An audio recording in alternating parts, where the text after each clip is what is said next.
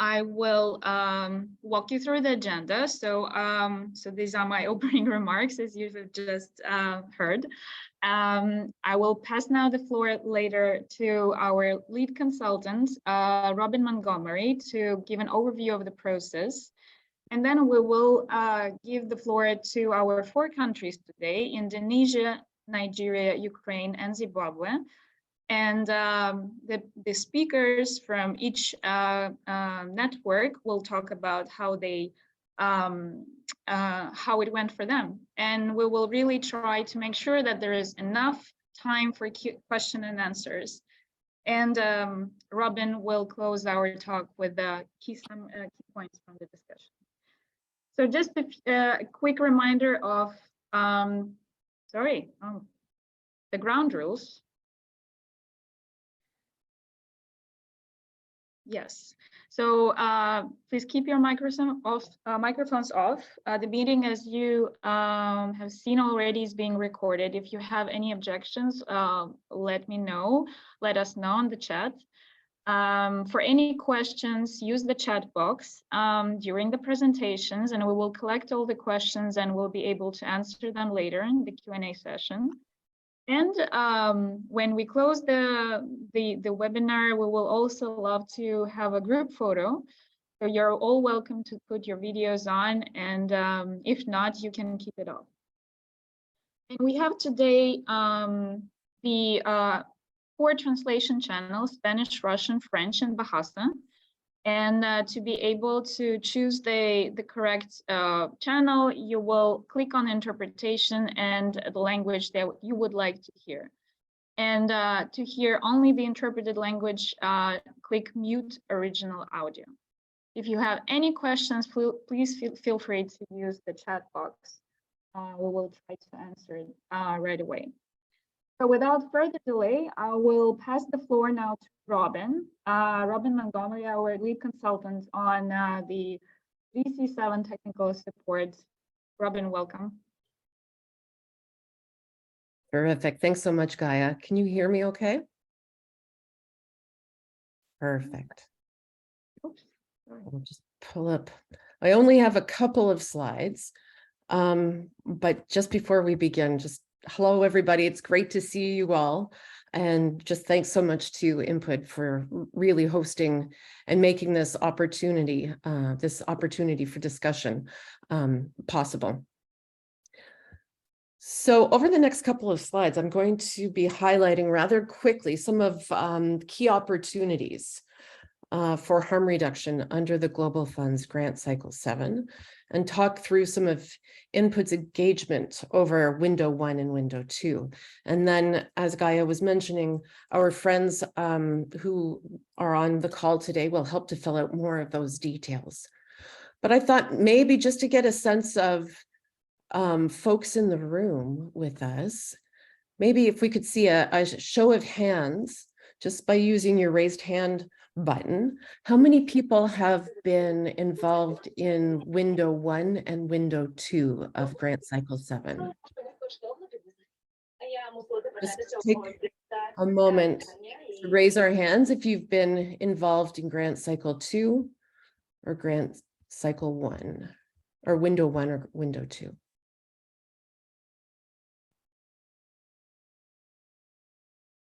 Great. Thank you. Second question, again, to raise hands, how many folks on the line with us today are involved in Window 3 and 4 of Grant Cycle 7? If you want to just raise your hand or give me a thumbs up.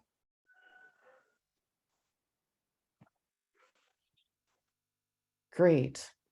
So I think this is really a very valuable discussion, right? To be able to share tips and tricks and lessons learned of what worked well, what needs to potentially strengthen or improve moving forward, so that, harm reduction, we're really making the most of Grant Cycle 7 opportunities before us.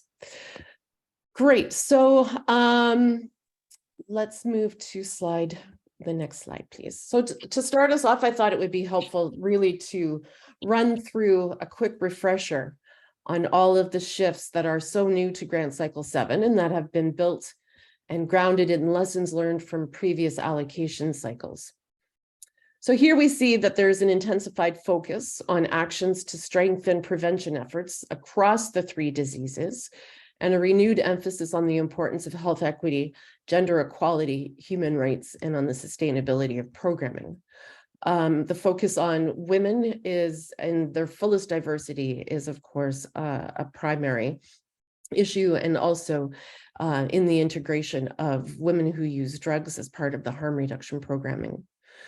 We know that there are lots of opportunities within catalytic investments under Grant Cycle 7, and they're really, really important to help catalyze positive change at country level. But where we really need to focus, where the funds really are in the country allocations. And so there are a couple of key opportunities for harm reduction in community and civil society funding in the country allocations. So a number of them are listed here. First, under Resilient and Sustainable Systems for Health, which is known as RSSH, and the modular framework. It's been expanded to really focus on people-centered and integrated healthcare service delivery that is integrated also between formalized healthcare settings and community health settings. In that module, it's really important to look at opportunities for social contracting, because there are quite a few opportunities to have those included under the CSS, or Community System Strengthening, portion of the RSSH module. Pandemic preparedness, prevention and response is also part of the RSSH module, but it's also leaning more towards C19RM funding. One of the things that we've learned and we've seen happen in some of the different funding requests is that COVID-19 responses and prevention mechanisms are included in the HIV prevention module, and that should not happen. It has its own special allocated module within the RSSH and C19RM. So that's just a little heads up.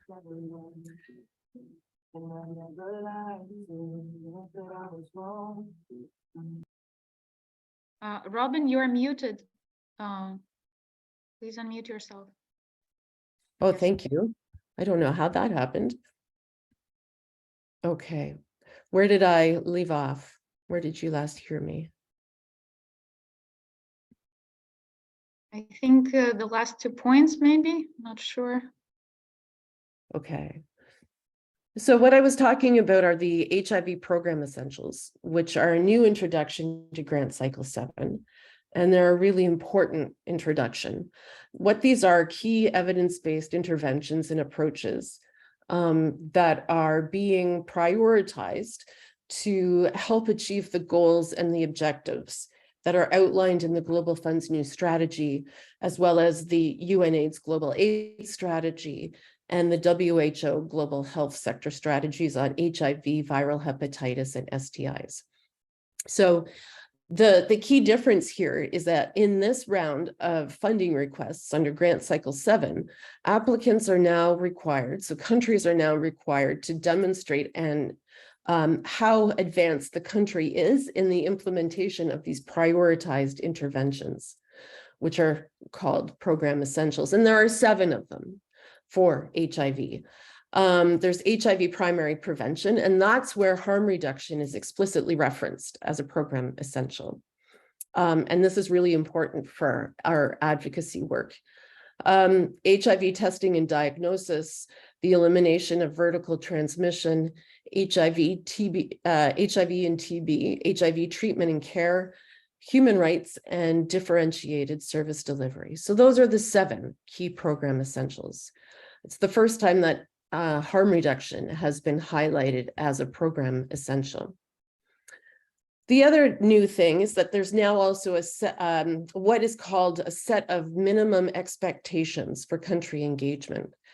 And so what this is a new mechanism that is aimed at ensuring that community engagement remains above a certain threshold throughout the grant cycle. And so there are clear guidelines for how community should and can engage across the 3-year period. And so there are guidelines around community engagement in the development of the funding request, community engagement around the grant negotiation period, which is really critical. That's when, you know, the rubber really hits the road, because we're talking budgets and the prioritization of interventions. And then thirdly, another really critical moment in the 3-year process is when there is reprogramming. So the other new piece is HIV and hepatitis B and C interventions for people who use and inject drugs are probably one of the most important shifts. So includes prevention, diagnosis, and treatment of hepatitis B and C, so not just HIV co-infection with hepatitis C, and the expanded understanding of people who inject and or use drugs, which means we can include here stimulant use and chemsex, for example. So there are a number of new and updated CRG technical guidance materials, and they're really help in understanding what are key priorities, so the what, and the implementation strategies as the how. So moving right on, I know we're getting close to time so the last slide here. So INPUD's engagement so far has really focused on 3 areas. The first one is targeted technical support, as Gaia was mentioning, to communities of people who use drugs in Indonesia, Pakistan, Nigeria, Zimbabwe, and Kenya. And that spans over window 1, 2, and 3. The picture that you see here on the side is an advocacy and engagement playbook. And this is really where we've been focusing our attention. And it picks up and actualizes the guidance that's really provided in INPUD's resource around how people who use drugs can influence funding requests under GC7. So the advocacy and engagement playbook involves the mapping of key stakeholders that are involved in the funding request development process, key documents that community needs to receive from the CCM, and different outreach strategies along the timeline. INPUD has also provided financial and technical support to country partners so that communities of people who use drugs are able to hold really robust, meaningful community consultations in advance of country dialogues, so that together we can develop key harm reduction priorities that are country focused and how to advocate for those and ensure that they get into the funding request and the community annex. So it's quite an intensive process, which we will hear from our other guests today on the panel. And it's very tailored because the situation is quite different in each country. We've been working with some communities who are rather new to the global funding request development process, where harm reduction is being introduced for the first time, and in other contexts where harm reduction is not new, but we're really scaling up advocacy work to ensure that there are more resources going to harm reduction under Grant Cycle 7. So I think I'm going to leave it there, and we'll look forward to the discussion coming. Now, I believe, Gaia, do I hand it right now over to hear from our colleague Belinda from Indonesia? Yes, thank you so much, Robin, and thank you, amazing your overview. Belinda is our next speaker from Indonesia, and I will now share her screen, her presentation. Belinda will be talking in Bahasa, so you can use the interpretation to hear the language you need. Hi, Belinda. You should unmute yourself, please. Okay. Hi, Gaia. Thank you. Okay. Yes, I'm opening your presentation. 1 second. Okay. You can start. Oke, halo semuanya teman-teman. Nama saya Belinda. Saya mewakili PKNI, Persaudaraan Korban Nafsa Indonesia, dan saya berada di tim Global Fund Grand Cycle 7 untuk mengikuti prosesnya. Nah, saya akan berbagi pengalaman tentang bagaimana menjadi tim di Global Fund Grand Cycle 7. Ini adalah beberapa gambaran awal ketika kami memulai.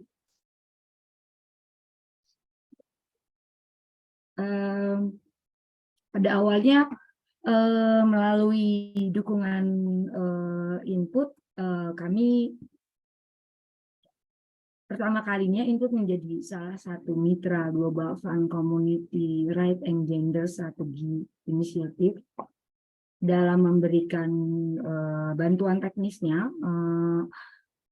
kepada jaringan yang dipimpin oleh pengguna nafsa, dan melalui PKNI kami mendapat dukungan untuk keterlibatan kami dalam proses pengajuan permohonan pendanaan Global Fund. Nah, PKNI kemudian berkomitmen untuk menjadi focal point dukungan technical assistant input untuk Indonesia, disampaikan secara resmi melalui surat kepada Sekretariat CCM, dan Technical Working Group secara langsung mendapat respon yang positif dan mengizinkan PKNI untuk terlibat serta memberikan ruang, kesempatan, dan dukungan kepada PKNI untuk berkontribusi dalam penyusunan proposal Global Fund di Indonesia. Kemudian next slide please. Oke, ini adalah kami mendapat dukungan teknis atau technical support dari input. Karena itu kami lebih percaya diri dalam menghadiri pertemuan dan berjuang dengan bantuan teknis itu dari input. Kemudian yang kedua, technical assistant untuk meningkatkan kapasitas dan mendorong kami untuk memperoleh informasi terkini mengenai dokumen dan referensi terbaru yang membuat kami lebih paham dan akan proses proposal negara dana Global Fund funding request. Kemudian kami juga mendapat dukungan teknis yang sangat membantu dari awal untuk menganalisis dan memberikan solusi jika ada kesulitan mengenai hal yang akan kita lakukan. Ini ada next slide. Next slide please. Oke, ini adalah foto-foto kami saat menghadiri meeting tatap muka maupun online. Next slide. Nah, ini yang kita lakukan dalam meeting itu take the floor, sampaikan dengan kritis, critically dengan persisten, gigih, agar mereka biasanya akan mempertimbangkan apa yang menjadi concern kita. Nah, langkah-langkahnya apa? Langkah pertama biasanya kami menyajikan fakta-fakta berbasis bukti terkait dengan apa yang mau kita ajukan, dan salah satu program yang penting dalam banyak mengatakan bahwa pada satu kasus ada beberapa orang mengatakan heroin sudah tidak ada, padahal di Indonesia heroin itu masih on and off, dan banyak pengguna buprenorphine yang baru yang masih perlu diintervensi agar mereka tidak menggunakan jarum bergantian.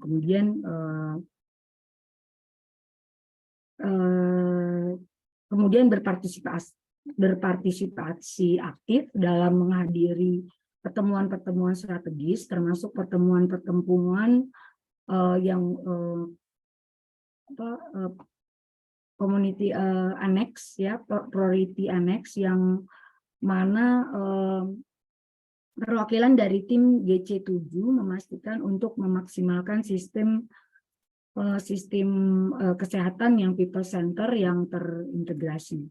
Dan kemudian dalam rapat priority annex juga kami memastikan prioritas people who use drug dan people inject drug termasuk dalam 20 prioritas yang akan diajukan dalam acara tersebut.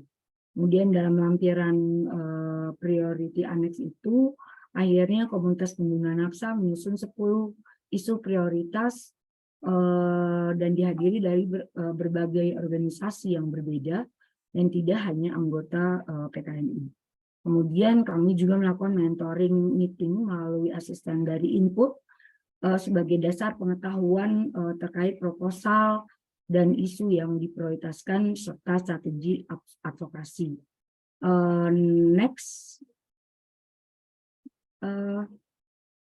tantangan dan hambatan dan bagaimana cara kita mengatasinya itu stigmatisasi dan membangun kepercayaan pada pengguna nafsa masih merupakan hambatan untuk pelibatan bermakna.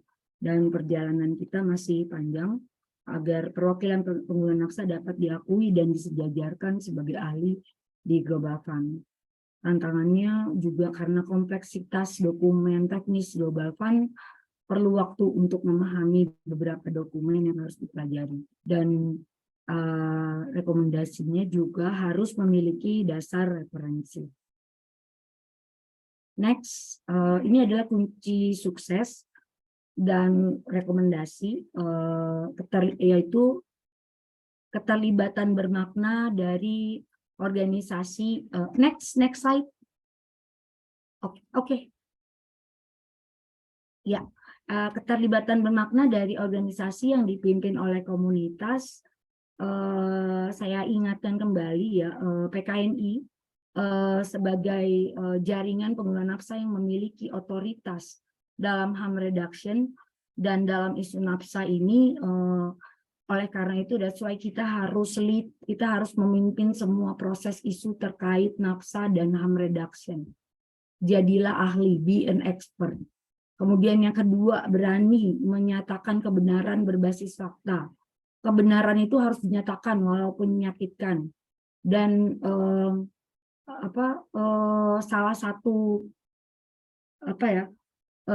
tentang kebenaran ini, waktu itu ada case salah satu konsultan kami membuat data quick survey yang mana data itu tidak bisa diukur kevaliditannya. Kemudian kami mengkritisi dari mana data ini karena konstituen kami tidak menerima yang seperti itu. Kemudian kunci sukses lainnya, pengguna nafsa adalah ahli dalam hal kebutuhan dan hambatan terhadap pelayanan HIV dan drugs issue dan harus dilibatkan secara bermakna dalam perencanaan, pelaksanaan, pemantauan, dan evaluasi layanan harm reduction. Kemudian selanjutnya intervensi. Ini adalah saya kasih tahu tips tentang pendanaan Global Fund itu akan mendanai intervensi yang memprioritaskan ODA dan populasi kunci termasuk menangani hambatan terkait HAM pada akses layanan kesehatan, dan ini adalah prioritas pendanaan Global Fund. Kalau mau didanai ya harus mengedepankan ini dalam pendanaan Global Fund.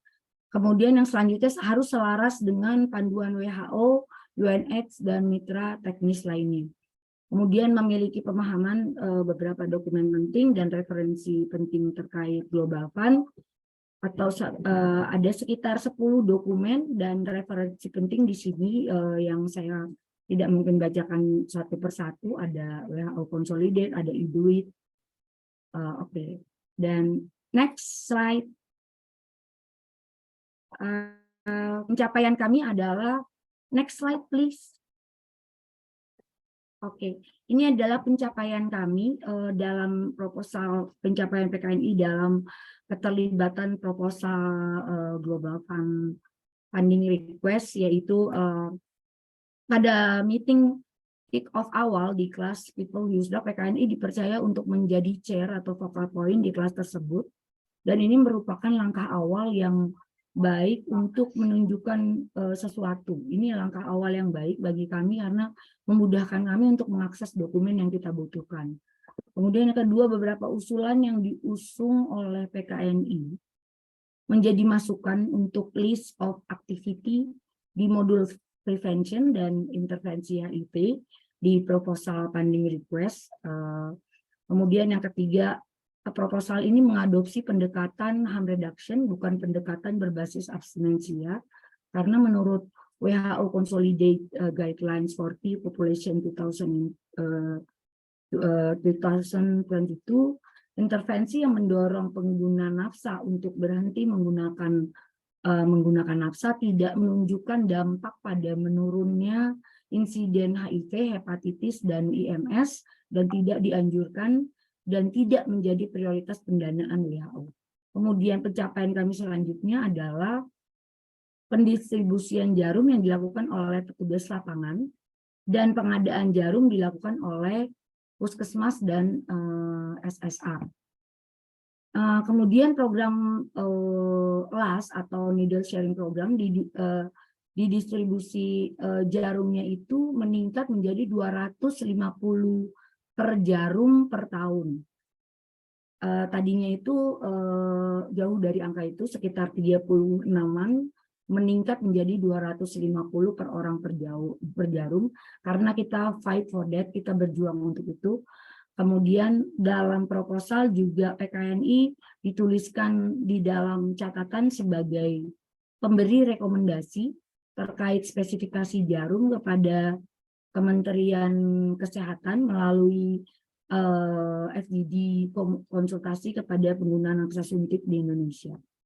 Kemudian memastikan pelatihan atau pelatih kompetensi bersifat inklusif untuk semua people who use drug dari berbagai latar belakang, karena pendamping sebaya atau petugas lapangan juga perlu melibatkan pengguna nafsa yang masih aktif menggunakan nafsa untuk memastikan knowledge dan pola-pola terkini tentang penggunaan nafsa dalam pemberdayaan komunitas itu. Untuk intervensi drug user itu hanya pengguna nafsa yang masih aktif. Dan terakhir, PKNI dipercaya melalui komitmen dari UNAIDS, verbal komitmen untuk mengembangkan penjajakan kebutuhan terkait naloxone untuk pendistribusian naloxone di Indonesia, karena data terkait overdose masih belum ada, atau karena sebenarnya kami masih butuh data terkait overdose. Kemudian karena keterlibatan ini kami UNAIDS akan memberikan support terkait tersebut. Terima kasih. Sekian, thank you. Sekian presentasi dari saya.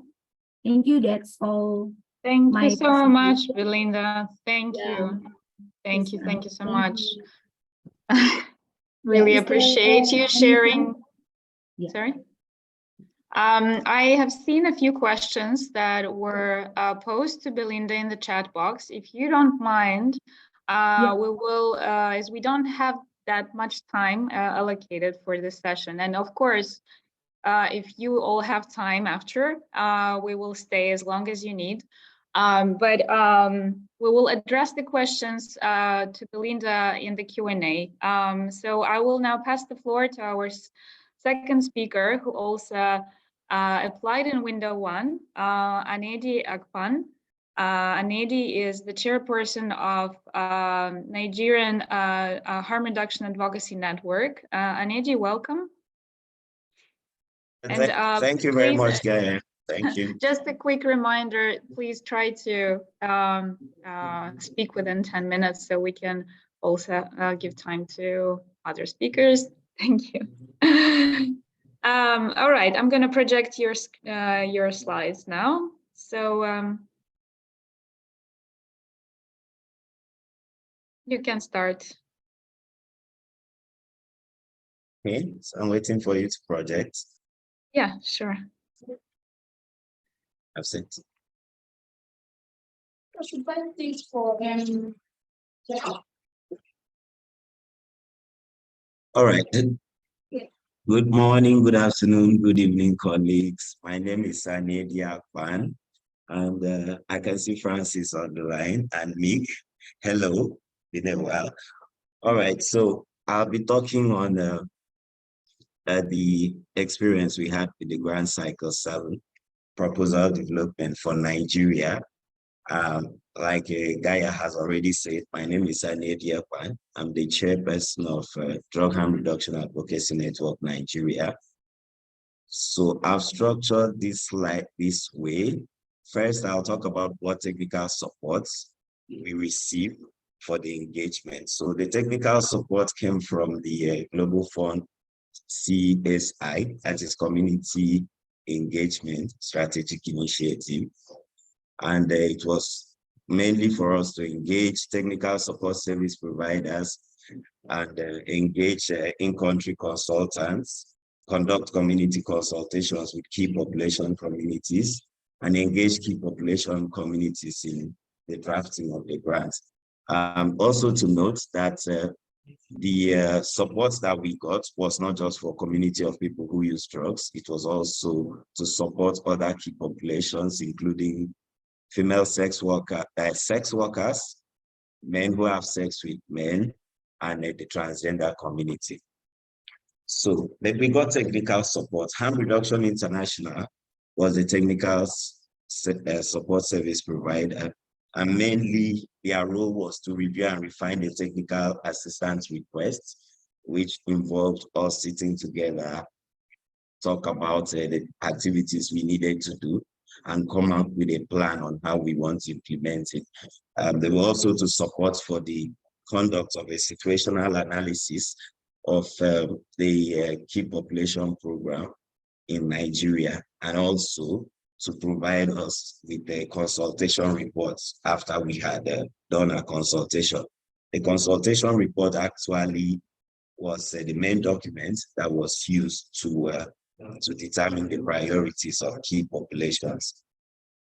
We also had support from the beginning through the application to the process of engagement from the international network of people who use drugs, INPUD. In fact, the funding support was sent to us by INPUD, and we saw the opportunity and then applied for it. And some of the support they provided for us was support for programmatic review of the PWD program in GF states, in the global fund states. Even though the funding for this did not come from the CSI, but it came from the CRGSI, which DRAN is implementing in Nigeria with the oversight by INPUD. We also had support to engage in the grant writing. This included funding support, also community dialogue and costing. So it was not just support in terms of technical support, it was also funding support. We also had support to review suggestions on the PWD specific inputs into the country grants. Mainly at this point, I'll say thank you, Guy and Robin. And they provided all the support we needed. Next slide. Okay. So, what were the enabling factors and the key successes of the community engagement? So, first, the process was key population community-led and focused. Even though we were DRAN, the Drug User Network was wrote for the grants, the CS from Global Fund.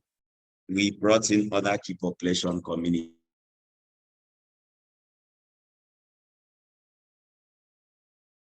We had good relationship with other key population communities. The ability of key population community organizations to also mobilize their members and community to engage in the community consultations. And also, we also had capacity within the key population community to facilitate the consultations. All the consultations, we had about 24 consultations in total, 24 meetings throughout the consultation, and they were facilitated by key population.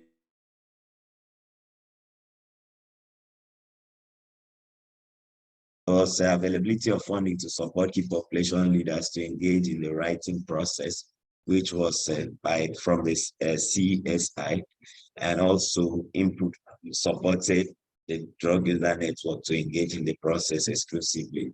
Was availability of technical support from INPUD for engagement in the process. So what were the successes?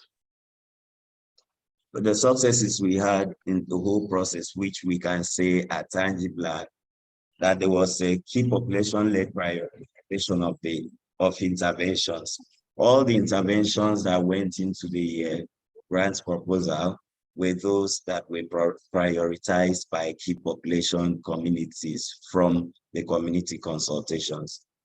We had, for the first time in Nigeria, key populations were engaged in the Global Fund grant writing process, not just as people who were called to validate what was written, but as people who consciously participated and contributed to the writing of the country grant proposal. There's an inclusion of comprehensive harm reduction interventions for people who use drugs. Nigeria has been running the needle and syringe program, but we've not had the comprehensive 11 key interventions being included in the Global Fund country grants. But for this cycle, we were able to include that. And then we also left a residual capacity on engagement in Global Fund country grants writing process within the key population community, because it was an experiential, learning process where, being the first time we went in and, saw the process. And now I think next time we'll know how to do this better. All right, next page, next slide, please. Okay, so what were the challenges that we faced? As you are aware, Nigeria was built to submit in window 1, which is March 31st. The roadmap by the CCM came to us by December, first week of December, and all the process of finalizing the TA, conducting the community consultations, validating the consultation report and everything that we needed to do up to the point of engaging in the country grant writing was to be carried out within the period of January and March 31st. Understanding also that there were Christmas holidays and other New Year holidays and other holidays that was in between. So the timeline was really short. We had issues in identifying and engaging with key population leaders and organizations across the country. In this process, there needs to be inclusivity.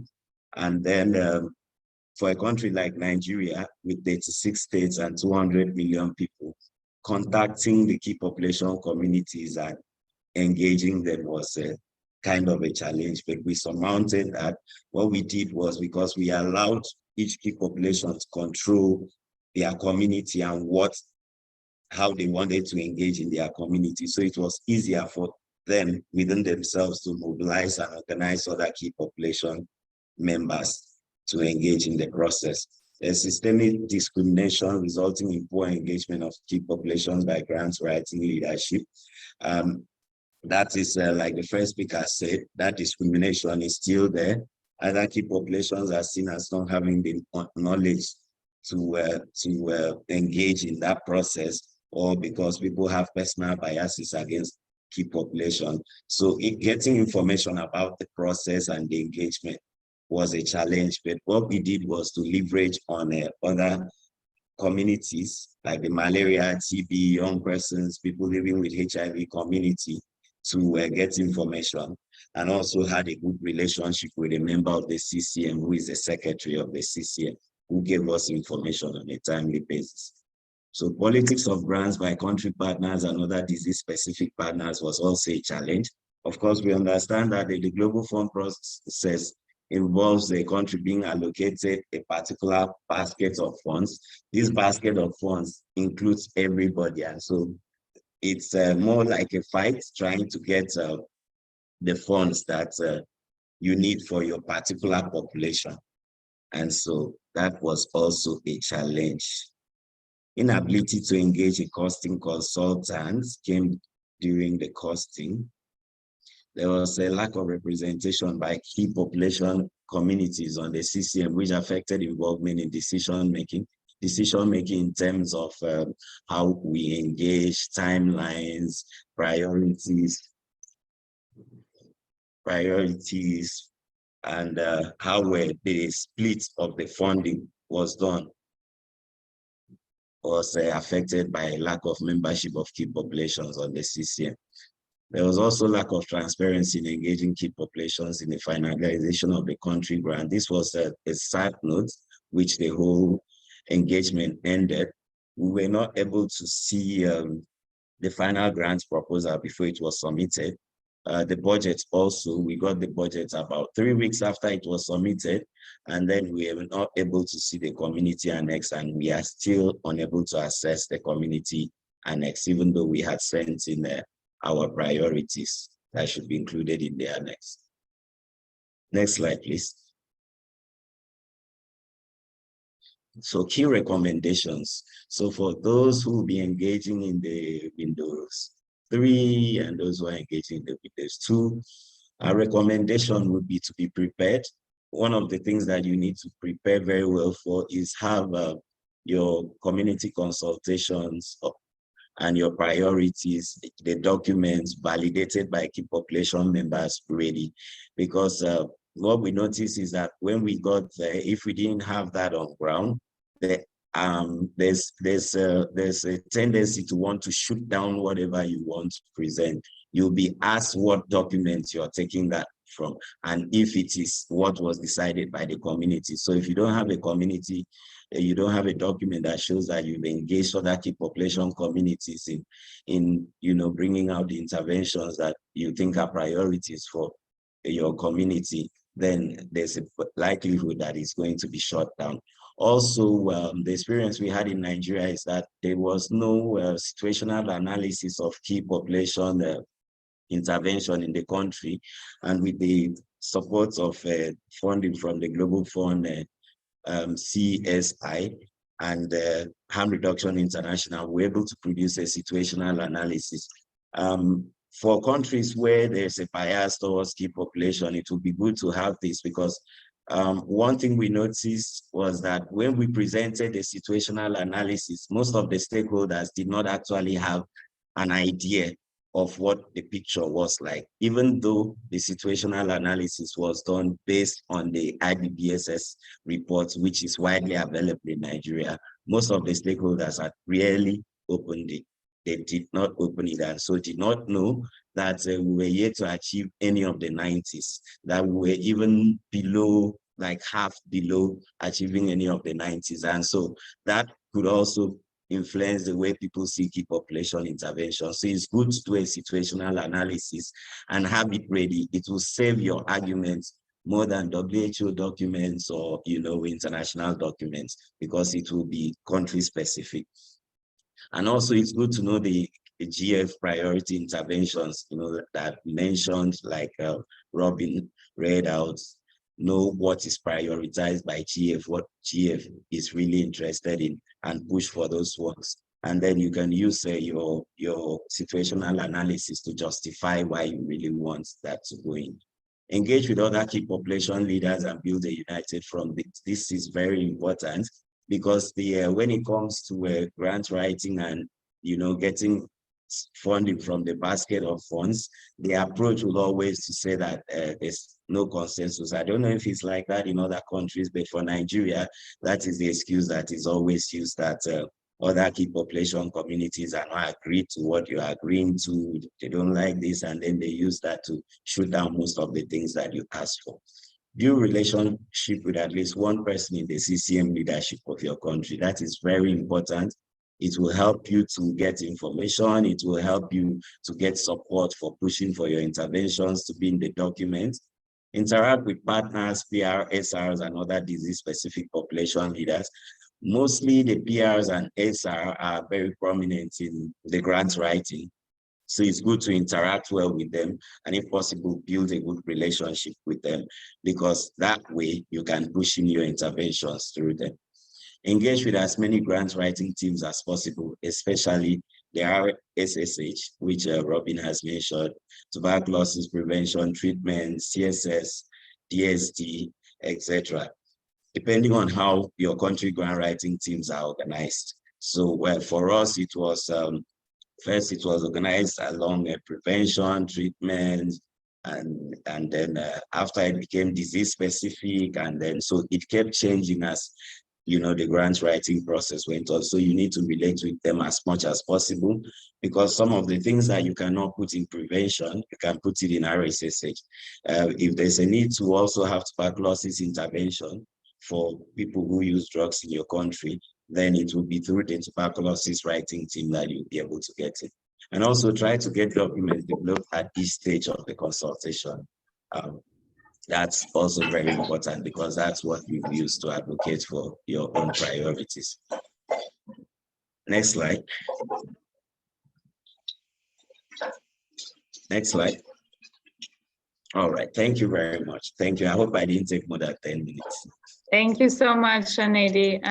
No, it was great, and really appreciate very precise recommendations to all our community. Thank you so much for all these questions as well. We have now done the presentations for window 1, and I will now pass the floor to Oleg Tymarevsky, the Executive Director of the Ukrainian Network of People Who Use Drugs, or yes, otherwise called Volna.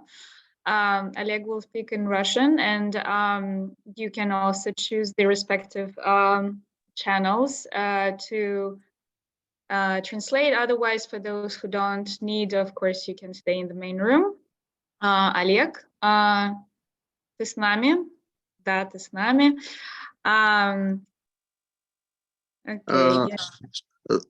Доброго дня, друзі. Мене звати Олег Демирецький, я з України.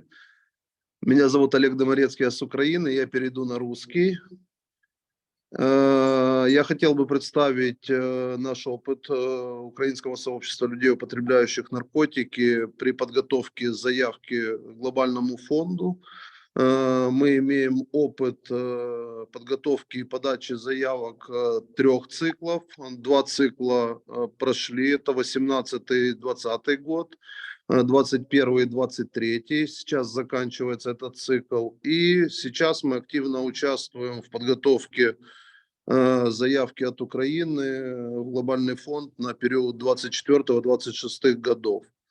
Что хотелось бы сказать в рамках опыта? Ну, советов давать невозможно. У каждой страны есть свой приоритет, при этом эти приоритеты зачастую как бы фиксируются в письме приглашения от глобального фонда к странам. Такое письмо получено в декабре 2022 года от глобального фонда на Национальный координационный совет по вопросам противодействия туберкулеза, ВИЧ-инфекции и СПИДа в Украине, где предложено стране приступить к подготовке заявки на 24-26 год в соответствии на 20 приоритетов на определенную сумму денег. Данная сумма денег довольно-таки большая, как по сравнению с минувшими как бы периодами. Эта сумма составляла $158 миллионов, плюс в случае соответствия на критерии эта сумма будет иметь каталитические, то есть дополнительные инвестиции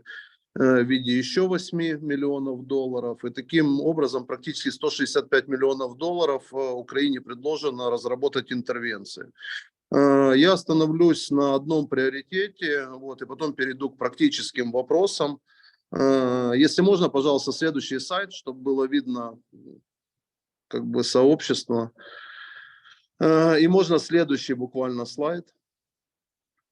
Украина буквально сразу начала готовить, скажем так, систему подготовки запроса, а сообщество Украины, людей, употребляющих наркотики, уже провело ряд определенных интервенций. Еще до получения письма сообщество Украины во время национального форума, 6-го национального форума определило четкие стратегические интервенции, которые будут подаваться в глобальный фонд на следующие периоды. Это вот было утверждено резолюцией данного форума, и данная резолюция вместе со всеми интервенциями была подана основным реципиентам. В Украине их 3. Это Центр общественного здоровья, Министерство здравоохранения Украины, сеть 100% жизни и Альянс общественного здоровья, для того, чтобы зафиксировать те вещи, которые сообщество считает жизненно необходимыми и важными в процессах противодействия распространению ВИЧ-инфекции, СПИДа и туберкулеза в Украине. Таким образом, пройдя широкое обсуждение, мы после приглашения официального глобального фонда Украины к подаче заявки, мы благодаря поддержке INPUD запросили техническую помощь. Мы имели, как я уже говорил, 2 предыдущих опыта, и было очень сложно доказывать приоритетность своих интервенций для того, чтобы получать деньги для сообщества, как на адвокационную деятельность, так и на развитие самого сообщества, так и на достижение отдельных кейсов в виде нормативных документов или правовых. И поэтому мы запросили техническую помощь. Мы получили, прошу прощения, мы получили данную техническую помощь не в виде прямых инвестиций, в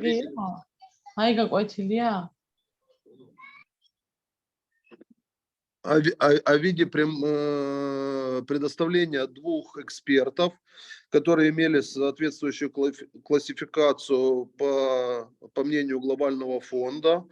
И данные эксперты провели ряд таких достаточно серьезных интервенций. Это широкое обсуждение с национальными сетьми и лидерами региональными. Это офлайн встреча по фиксации приоритетов и, скажем, выписки формуляров, которые должны были соответствовать всем запрошенным предложениям глобального фонда, просчетам этих интервенций для того, чтобы было экономическое обоснование данных интервенций, и также сравнение их на соответствие с каскадом всех интервенций в процессах противодействия туберкулеза, ВИЧ-инфекции и СПИДа в Украине. Именно соответствие на каскад услуг, ну то есть полностью, это и было одним из критериев в прямом приглашении глобального фонда Украины. После проведения широких консультаций была представлена данная интервенция на участие тематическим группам и технической экспертной группы, которая давала приоритеты и оценку данным интервенциям для включения в основную заявку от Украины глобальному фонду. Что же у нас получилось? Можно следующий слайд, пожалуйста?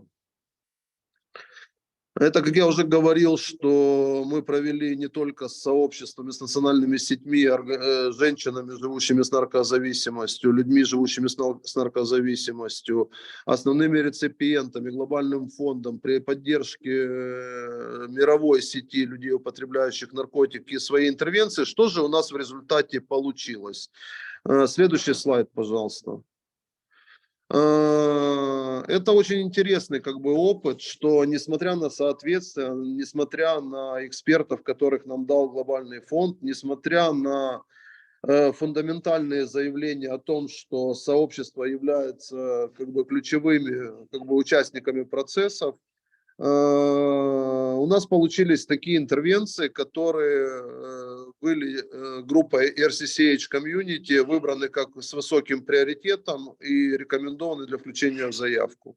Ну, первое, это развитие сообщества. Прошу не путать, это не институциональное развитие.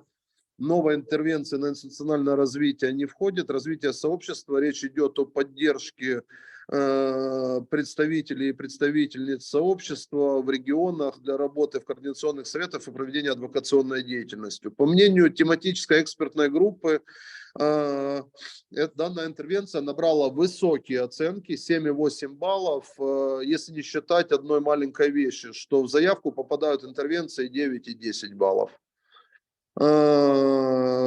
Следующим приоритетом есть предоставление правовой помощи или так называемая параюридическая помощь, где люди напрямую за принципом равный равному оказывают первичную правовую помощь, сопровождение в процессах, в том числе и криминальных, доведения до решения вопросов и защиты своих приоритетов при нарушении прав по отношению к людям, употребляющим наркотики.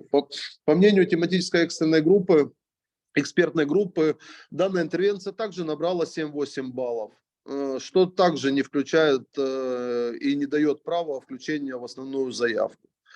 Та интервенция, которая заявлена напрямую глобальным фондом, комьюнити-лед мониторинг или мониторинг силами сообщества программ, которые существуют в процессах противодействия туберкулеза, ВИЧ-инфекции и СПИДа.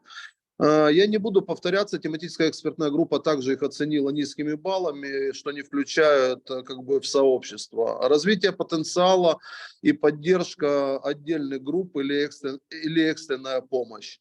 Также приоритет невысокий, потому что баллы тематической группы говорят 7-8 и не включаются в основную заявку. Обучение и экспертиза, то есть нам постоянно как бы говорили о том, что нужно повышать потенциал, тем не менее все интервенции на привлечение достаточно серьезной экспертизы, обмена опытом, проведение мероприятий, школ, привлечение, как я уже говорил, дополнительных экспертов, также, по мнению тематической экспертной группы, не являются основанием для включения как бы в группы. Если говорить дополнительно без презентации, то по мнению тематической экспертной группы, своими оценками они не только аннулировали, скажем, участие сообщества в заявке глобального фонда, но фактически снизив шансы, они фактически снизили даже существующие интервенции, которые глобальный фонд четко указал стране, что при подаче своих, ну, как бы заявок, скажем так, глобальные, скажем, сети и устойчивые, как бы, комьюнити должны сохраниться как минимум в тех вариантах, в которых есть сейчас. Таким образом, выпало как минимум два сообщества. Это женщины, употребляющие наркотики, это трансгендерные люди.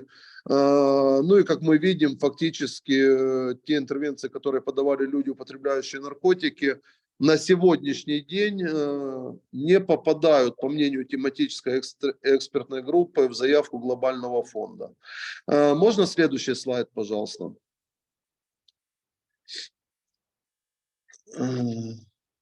Большое спасибо. Я красным цветом выделил для того, чтобы показать не пессимистический настрой, а что же как бы делать, как же быть и зачем по большому счету все это нужно было делать с ноября месяца и так далее. Ну, первое. В Украине заявка подается консенсусно, то есть она должна быть подписана всеми участниками Национального совета, что говорит о том, что все интересы соблюдены, это входит в адвокационный план страны, сообщества как бы включены и так далее, и так далее, и так далее. Но первая опция: в таком виде заявка точно не будет подписана, о чем есть соответствующее письмо всех сообществ Украины, в том числе и сообщества людей, употребляющих наркотики, где в копии стоит глобальный фонд, UNAIDS, UNAIDC, ну то есть все основные стейкхолдеры и технические советники, которые помогали в разработке интервенций.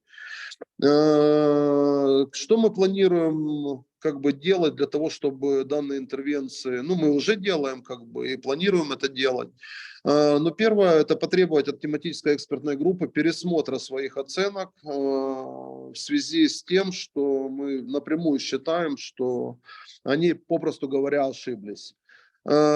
Четко запросить, и уже была проведена дополнительная консультация глобального фонда по приоритетам, где четко те вещи, о которых я говорил, сохранение глобальных сетей, скажем, соблюдение тех вещей и соответствие вовлечения как бы сообщества должны быть учтены в странах. 20 приоритетов как бы напомнить, и глобальный фонд это провел. Соответственно, имеем как бы результат. Предварительное рассмотрение заявки было отложено на неопределенное время глобальным фондом, где глобальный фонд возвратил данную заявку Украине Украине, и Украина сейчас пересматривает свои оценки. Почему такое долгое вступление тех вопросов, которые есть на сегодняшний день, и как влияет сообщество, или как сообщество может влиять на эти приоритеты?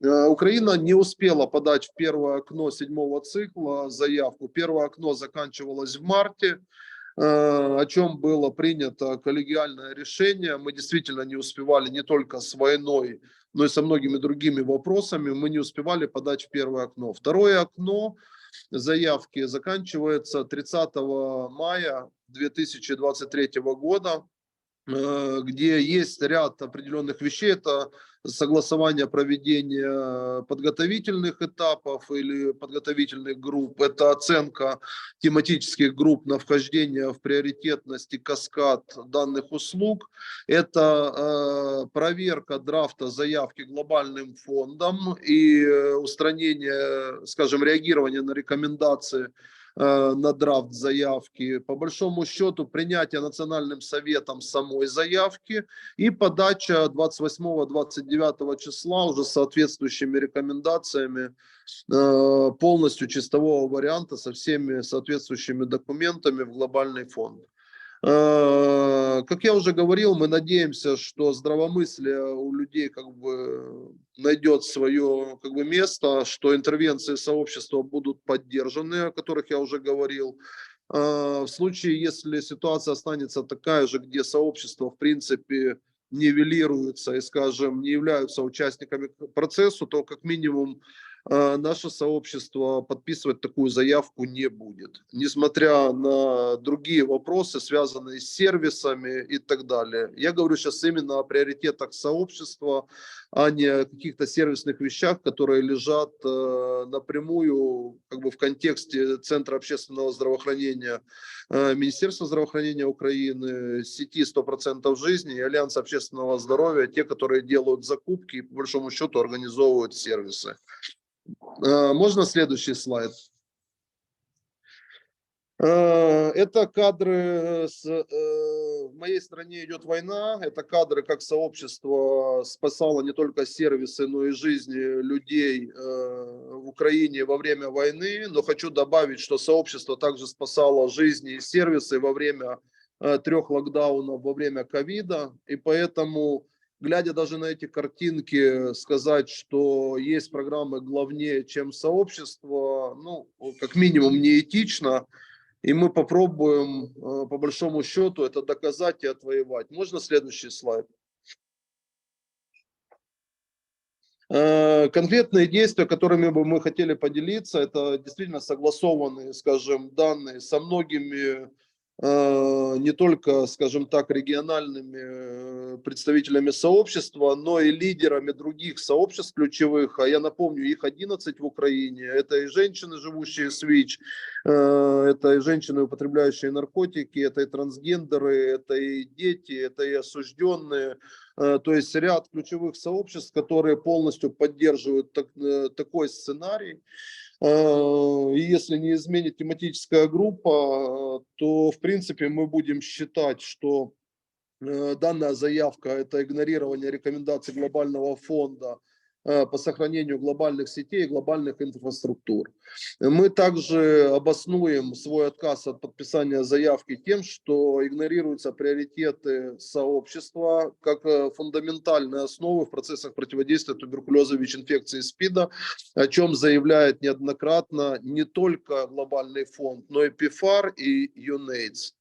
Мы также будем обосновывать то, опираясь, что это дает фактическое отсутствие сообщества в грантовом цикле, что делает полностью недостижимым остальные заявления в процессах противодействия туберкулеза, ВИЧ-инфекции и СПИДа, потому что в принципе точки входа для ключевых групп, и значит расширение программ в принципе будет невозможно. Можно следующий слайд? І я хотів би завершити свій виступ рідною мовою, сказати слава Україні, дякую за можливість поділитись нашим досвідом та нашими справами. Буду радий бути корисним та відповісти на запитання. Дякую. Героям слава, дякую, Марі. Героям слава. Олег, спасибо большое. Thank you so much, Oleg. It was Слава incredible. Украине! Слава Украине. Thank you so much. Дякую. Спасибо. It was very moving presentation. Truly appreciate the fight that you continue on behalf of the whole community, the whole Ukrainian community. It's amazing. We will now pass the floor to our final speaker, Wilson Box from Zimbabwe, who is also applying on behalf of people who use drugs in this country in window 2. Wilson, are you with us? Can you unmute yourself? Yes, thank you so much, Gaia, and indeed glory to Ukraine. Good afternoon, beautiful people. My name is Wilson Box. I'm from Zimbabwe Civil Liberties and Drug Network. And we are in the trenches, really fighting for space to ensure that the community will get access to treatment services, human rights, and also occupying space in decision-making spaces. So in my presentation, before I shoot, I'll briefly give a brief background that when we concluded the situational analysis research on drug use in 5 provinces in Zimbabwe, that is when everything began to move for the community in Zimbabwe. This situation analysis was made possible by the Global Fund, United Nations AIDS, our international partner, that's Mainline, and also the Ministry of Health and Childcare in Zimbabwe. So the reason that the government would not engage with people who use and inject drugs was that we did not have the data. So at the end of the day, we had the data, and once we had the data, then in came Judy Chang from INPUD and said, you guys, you need to be supported. So in one of the webinars that was organized by the Global Fund through INPUD, we're also given a space to talk of our experiences of what was really happening to the communities in Zimbabwe. So from then on, we engaged in the Global Fund processes through 4 national engagements, and that process was supported by INPUD and also the Global Fund, CRG, and consultants were put in place for us. And if you don't mind, I'll mention them by name. There was Ansela Voice and also Robin, and we're still together. And we also want to thank people like Olga, Kim, and the whole team at INPUD.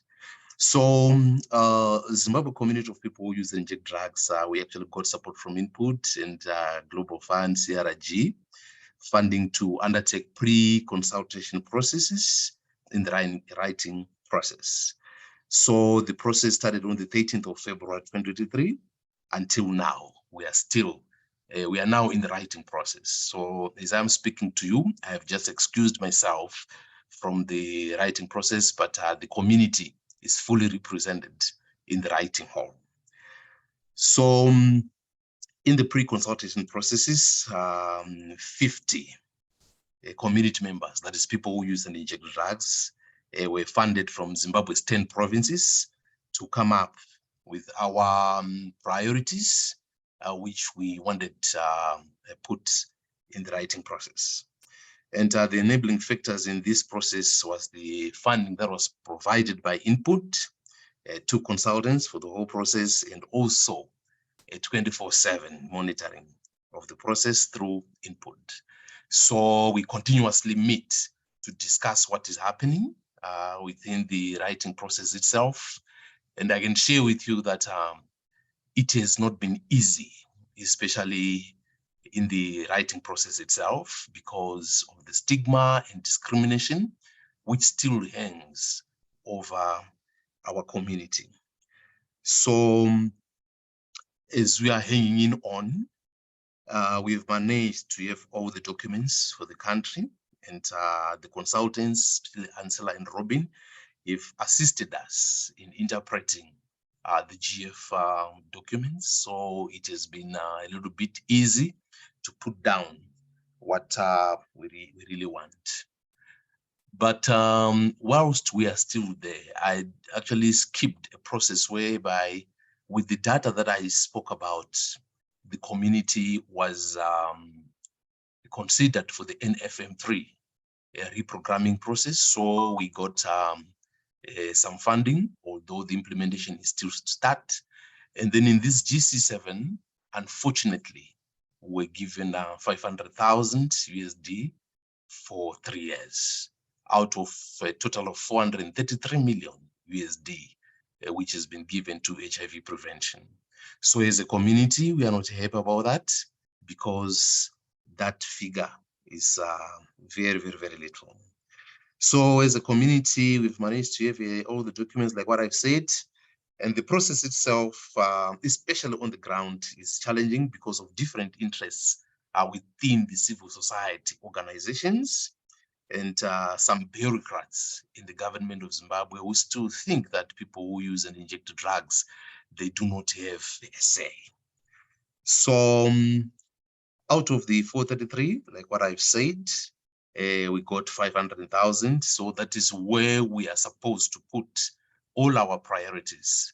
So what we are currently doing, we've been actually ranking them according to order, but I'm also happy to share with you that we'll be putting in NSP, OAT, and also naloxone at the top, because they are very, very critical at this moment in time. So we've managed to overcome some of these challenges through working as a team and also having data and facts pertaining to our community. And at the same time, the consultants are still with us.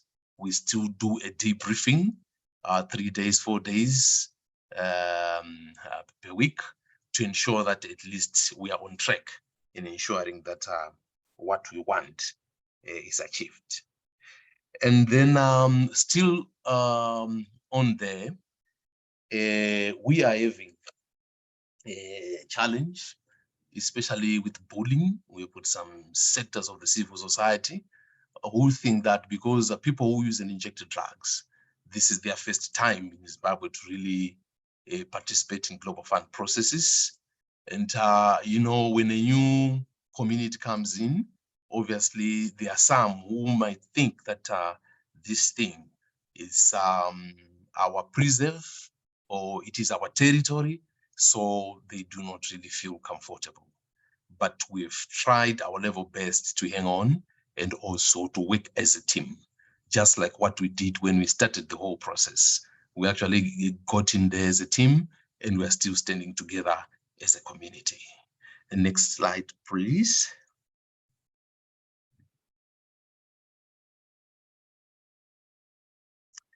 So the key recommendations from the experiences that we've had in Zimbabwe is that the process is still characterized by discrimination, especially amongst people who use and inject drugs. And it is not possible to have, if it is possible, I think it is good to have a ring-fenced fund for priority populations, because you'll find out that out of the 433 million, 500,000 is too little, considering the work that we have done to be where we are today. And also the communities, they are underserved and we are still fighting on. So there is need for more capacity building of our communities, people who use and inject drugs. And this process should be ongoing so that at the end of the day, we do have a space where we can actually say what we want without fear, without favor, and also any prejudice, because we are just the same, we are all human. And there is also need for continuous assessment for people who use and inject drugs, and the creation of repositories for data on the same across the world. I think it's good to have a repository where data in terms of what we need to know should also be readily available, so that even when we engage with policymakers, we're in a position to defend our positions. Like, for example, tomorrow, for NSP to actually get into the whole program, the Minister of Health and Childcare wants to sit with us to have more information on it, because they are saying that according to policy in Zimbabwe, they do not allow that. But we are saying that we've got a strong case to present tomorrow, so we'll update the community. And then there is also need for exchange programs across communities in different regions to see how you guys are also doing your work. And from there, we can actually also learn on a lot of things, especially when it comes to issues to do with our needs and wants. And then a key recommendation is also that as communities, we should fight fear in the midst of adversity, because you find out that within that global fund process, there are people, different people with different beliefs, and some they, try to use the Bible to try and block our advancement to access to services. So we need to really fight fear, because we have seen cabals, especially in the Zimbabwean scenario, which are created to try and block people who use and inject drugs from spaces, especially from our cousins, that is the civil society, in the guise of national interest. A very good example that I can actually give you is some of our community members were in the RISS group, and when they wanted to present something, they were told that we are not just talking about people who use and inject drugs here. What we should talk about is about national interests. But we managed to stand our ground to ensure that at least what we wanted included in there was included. So today, when they were giving up the feedbacks, what we had actually said we want put in the RISSH module, it was there. So there is need for us to really fight fear. Next slide. So beautiful people. I think that's all. Experience in Zimbabwe, and the writing is still going on. Tomorrow, the first zero draft will be out, and I will be in a position to share with our consultants, Robin to be so specific, and also Ansela and the team, including Olga and all the people behind the scenes. Thank you so much for this. Thank you very much. That was really great, Wilson. Thank you. It was really useful, and I saw people reacting in the chat and asking questions. Fantastic, really. So now, even though we're over time, I would open now the floor for all the questions that you will have. I see already Mick raised his hand, but let me just quickly go through the chat box and see what has been happening. There was a question from Vishnu, recovering Nepal, and it was, I think, addressed to Belinda about the what were the key priorities for people who use drugs that were included in the top 20 community priorities. Belinda, do you want to answer this? Okay, it is. No, I already answered in the chat box. Okay, okay, no worries. Okay, then yes, then the next one is Oleg. There was a question to you. There was a question. Олег, вопрос. Yeah, I был- got it. Yeah. You got it. Okay, great. Yeah. Now I'll now see the question was for Олег. Олег, Можно Оля его озвучить? да, Оля спрашивала, есть ли у тебя имена, состав технической экспертной группы, и какие конкретные эксперты представляют группу TEC? What are the participants? What are the members of the TEC group? Спасибо за вопрос. Имена открыты, они действительно в открытом доступе. В Украине их 49 человек, но есть особенность технической экспертной группы. Она разделена на две части. Первая – это приоритизация, потому что заявка далеко выходила за рамки предложенного финансирования. То есть первая техническая группа, куда и я вхожу в том числе, приоритизировала направления, давала свои комментарии, полностью проводила технические группы, где расставляла приоритеты. И 15 человек – это та группа, которая выставляет баллы, что включается в основную заявку, что уходит в каталитические инвестиции, а что не выходит никуда. И вот эта вот группа, то есть голоса 15, все сообщества, все ключевые представлены всего одним человеком. Это Антон Басенко, который как мог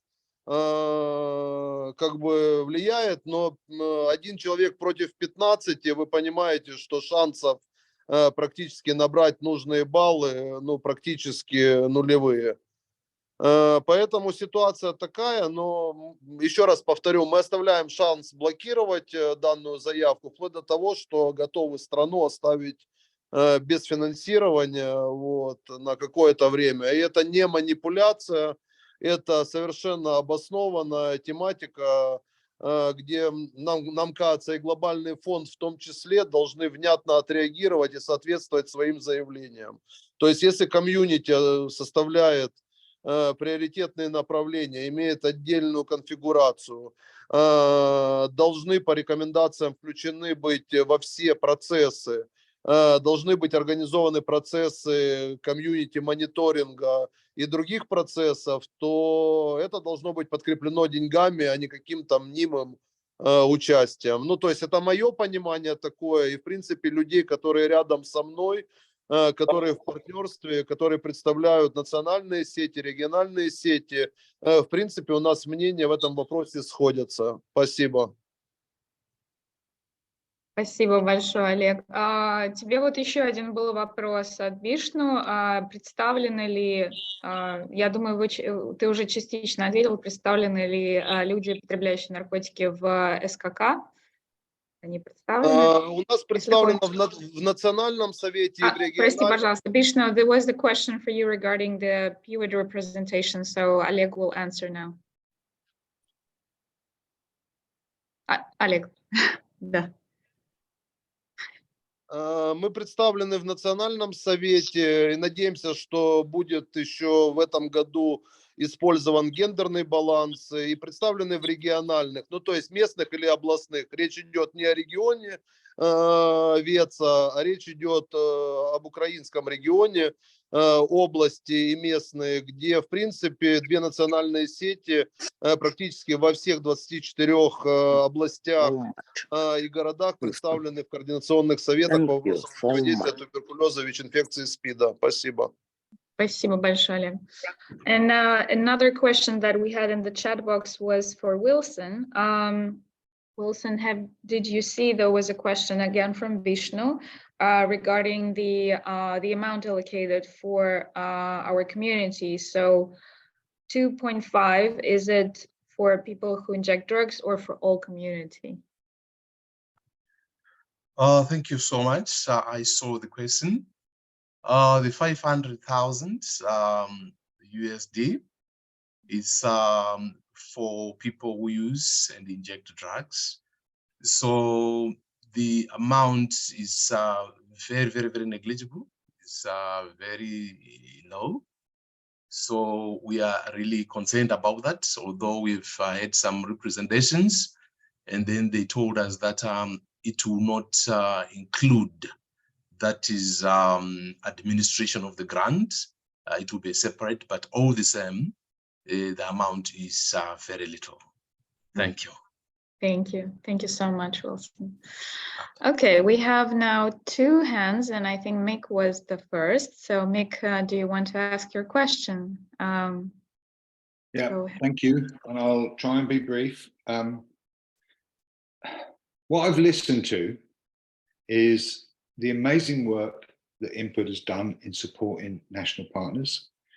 I've listened to the amazing work that national partners have done. But I can't help asking myself, what is the fucking point in what is being done?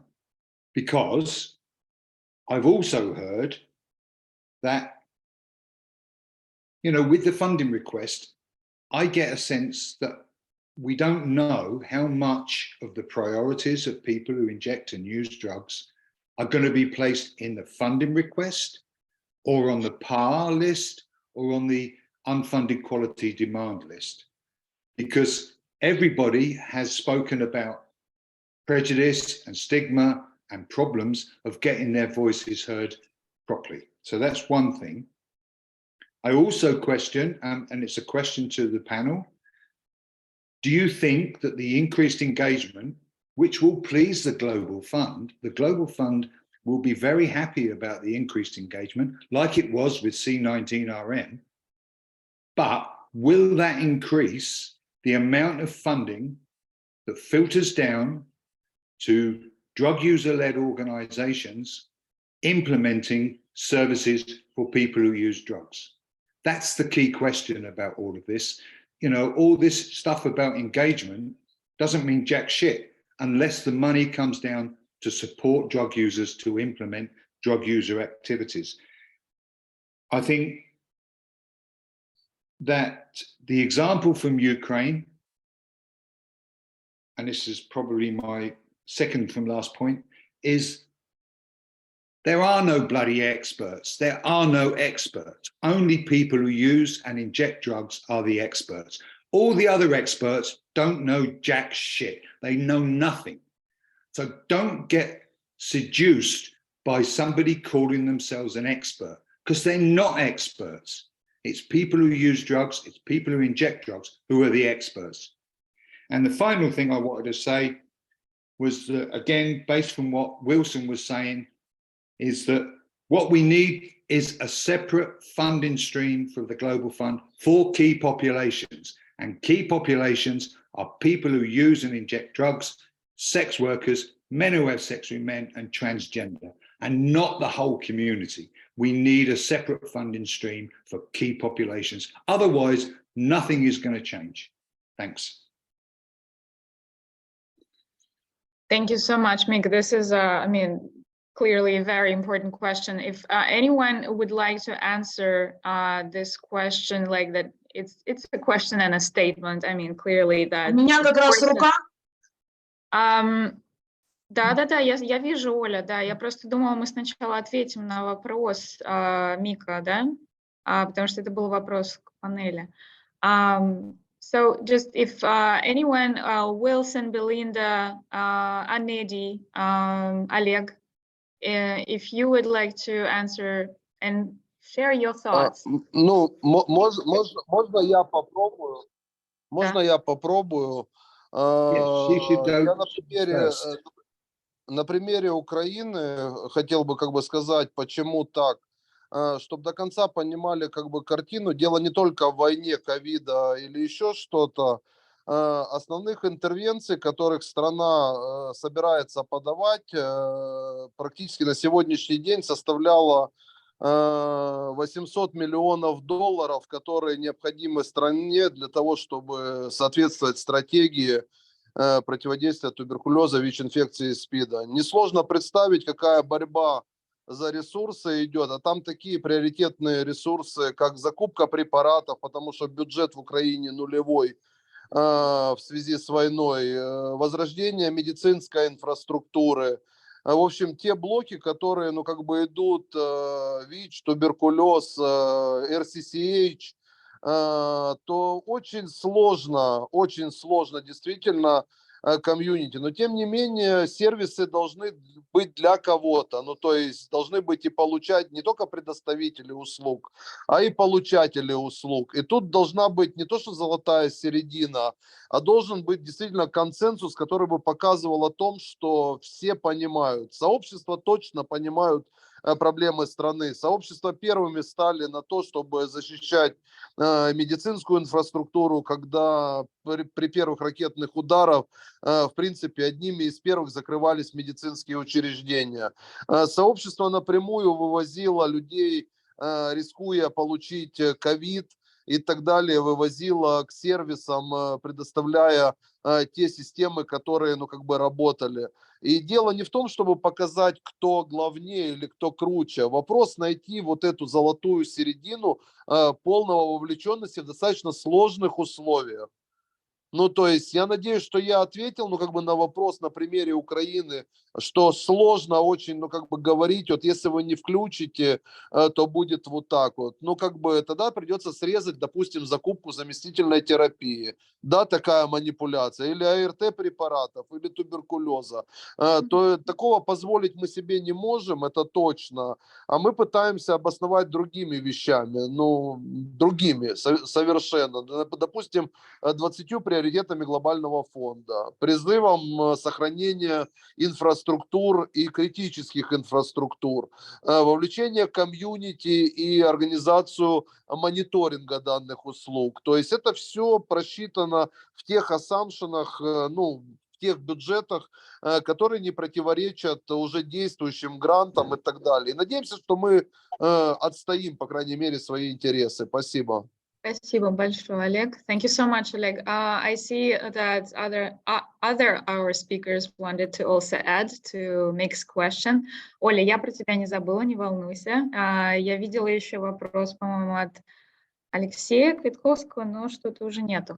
But now I will let Wilson. Do you want to also share your views on this? Yeah, yes. I wanted to react on Nick Matthews. You know, what he shared with us. I totally agree with him, especially on trying to have something or an amount, you know, specifically for the key populations groups, because our failure to do that, we still have a hard time, because we have got some, you know, bureaucracies who ensure that, you know, the populations are not served. And possibly having something like an application package for key population groups, and then they are listed, and then we really, you know, use that as a separate way. Because from where I am and what I've seen, you know, countries have created cabals who really survive on global funds at the expense of you know, key population groups, especially people who use and inject drugs. Thank you so much. Thanks, Wilson. And Anedi? You can please unmute yourself. Yeah, thank you very much, Gaia, and thank you very much, Mick, for, you know, your comments. Actually, the truth is that we are really the experts, you know, and it's from my experience, you know, in engagement in this process. I came to understand that a lot of those we call country stakeholders do not have an idea of what key population programming is about, especially drug user programming. I think the knowledge is really lacking when it comes to drug user programming. And then about getting the funding to get to the drug user-led organizations.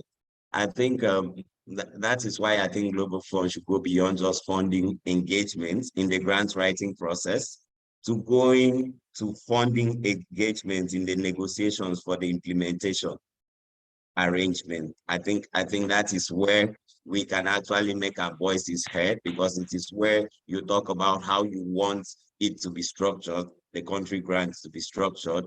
It's also, you know, I like to also say that we should also be looking out for this, for the the countries that INPUD is supporting, we should actually be looking out for engagement in the implementation arrangement. I think that's the only way we can actually, get the funding to get directly to the community. Otherwise, if we are not there, there could be, there are languages like we've seen in Nigeria where language like community-friendly organizations are used. And then you get to find out that the community-friendly organization is an international NGO, a big country NGO, that knows nothing about, key population programming and how characteristics of key population programs, and then the whole thing gets modeled up. So that is what I would like to say. Thank you. Thank you so much. Ola, do you have your question? Or sorry, yes. Спасибо большое.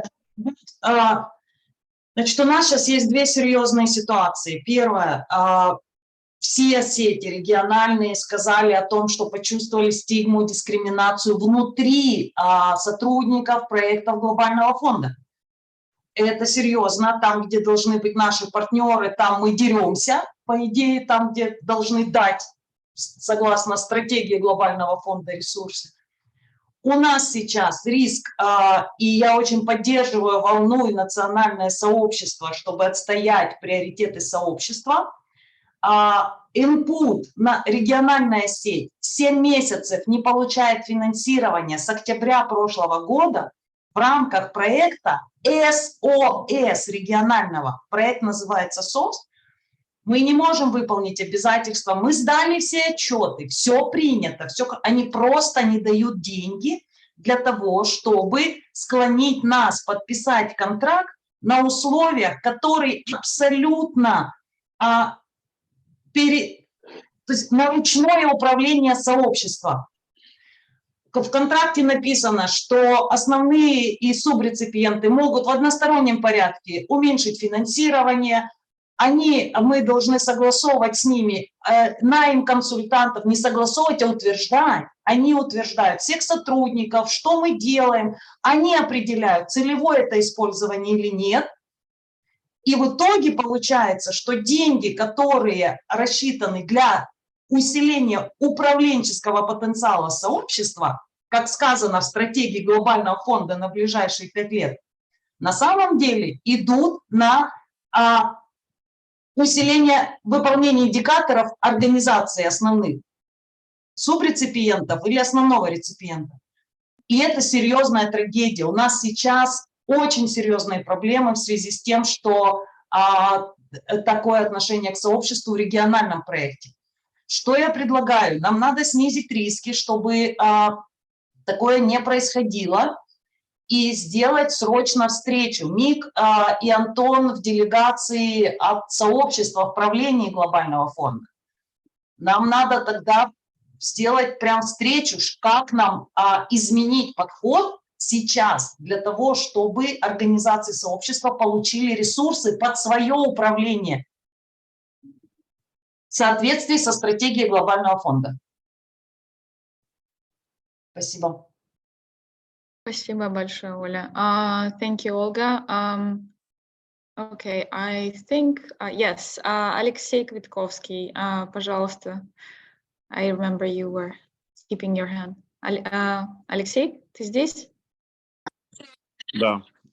Здравствуйте. Я без камеры, потому что если ее включаю, меня может выбить или плохо слышно быть. Извиняюсь еще раз. Ну вот я очень, поддерживаю то, что Оля говорит, и действительно, вот и то, что Мик говорит, мы эксперты. В этом мы знаем, на что, мы каждый день общаемся с людьми, употребляющими наркотики. Мы знаем их проблемы, как никто не знает.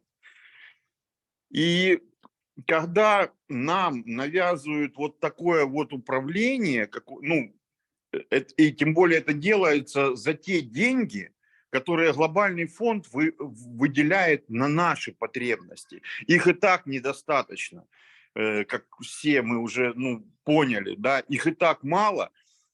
и они еще и нам начинают, ну, просто ставить палки в колеса, вместо того, чтобы помогать развивать, ну, палки в колеса, это значит, ну, максимально, ну, ставят какие-то препятствия, я имею в виду.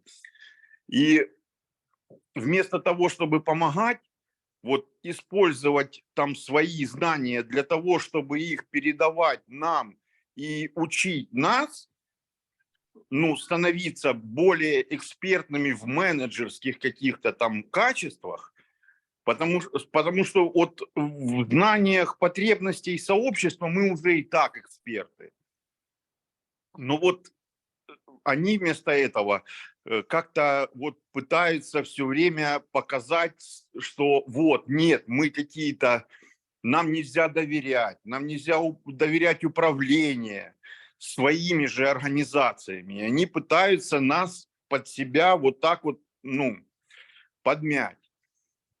И поэтому вот спасибо INPUD за то, что как раз вы являетесь вот таким вот, ну, нашей вот действительно организацией, которая поддерживает сообщество.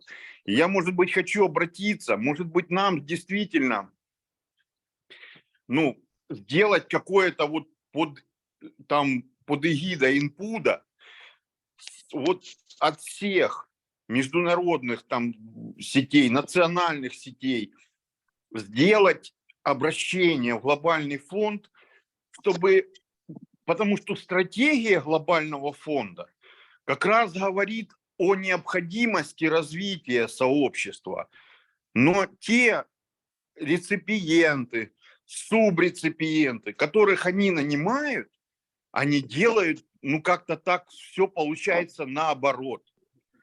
Как такое может быть, я не понимаю.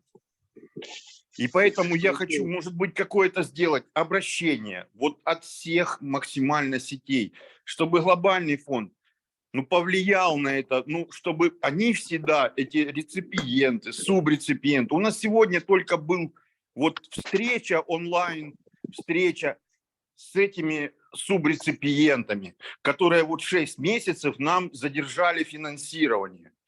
И они говорят, что вот эти вот кабальные, кабальные вот такие вот договора, которые просто из нас делают рабов ихних, вот возвращают вот это рабство.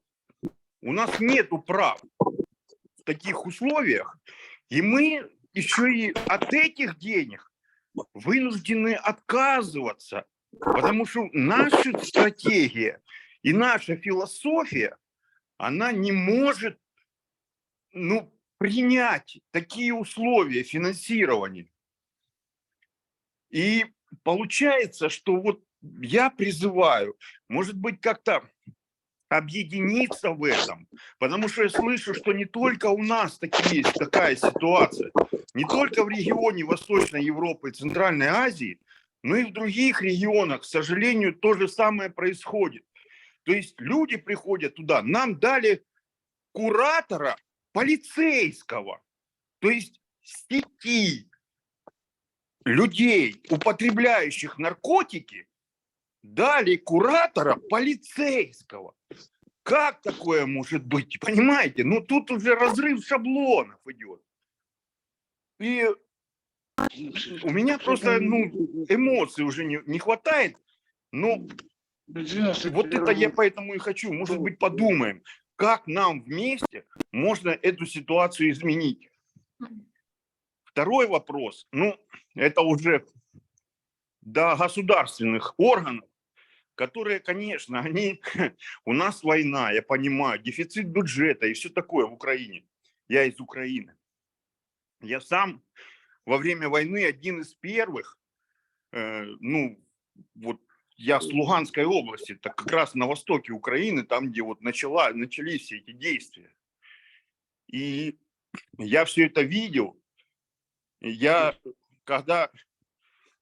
помогал вот как раз налаживать вот эту систему, сохранять беспрерывность лечения, заместительной поддерживающей терапии, когда были разбомблены больницы, чтобы люди получили это лечение. Но вот государство наше, оно увидело в глобальном фонде такую палочку-выручалочку, за счет которого они могут перекрыть свои какие-то проблемы, которые должны решаться государством. Они не хотят думать о том, чтобы как-то оптимизировать процесс финансирования, да, найти деньги внутри. При этом из-за карательной наркополитики просто тратятся громадные деньги на пенитенциарную систему, когда человека там за 5 грамм конопли просто сажают в тюрьму, и на него из бюджета там на 3 года садят его, и за это 3 года на него колоссальные деньги, а таких у нас больше 2/3 сидят по тюрьмах, которые попались, они потребители, они не продавали, они просто употребляли. И вот за это государство готово платить, оно не готово менять наркополитику, оно не хочет оптимизировать это. Но зато оно плачется и идет к глобальному фонду. Вот у нас проблемы, у нас нет денег.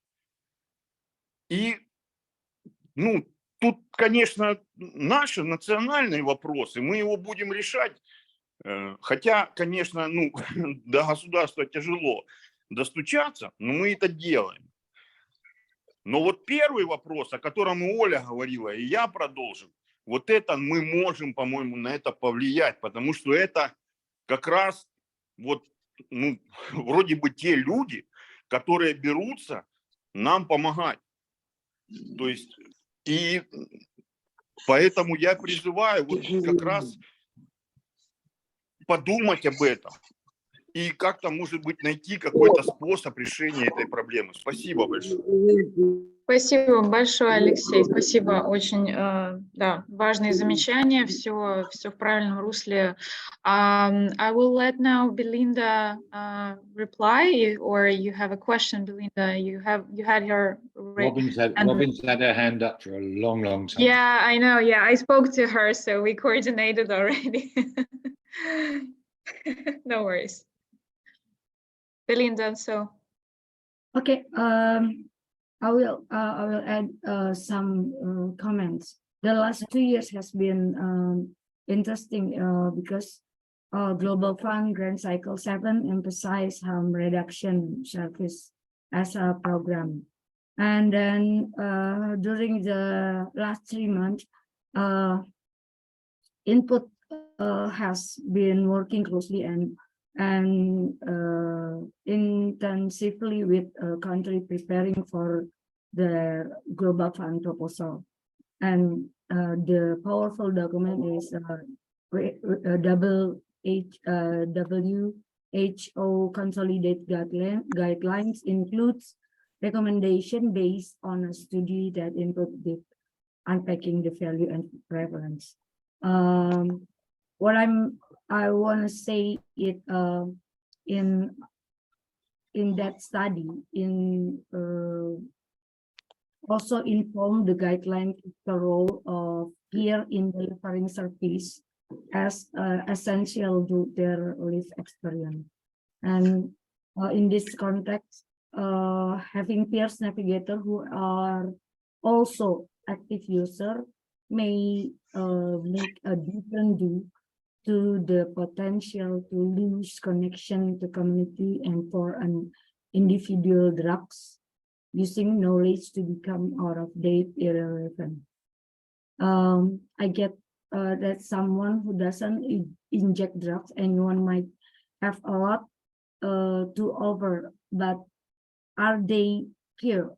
It's all about connection, I think, because practice then and even the drugs being used change all the time, and knowledge needs to be current.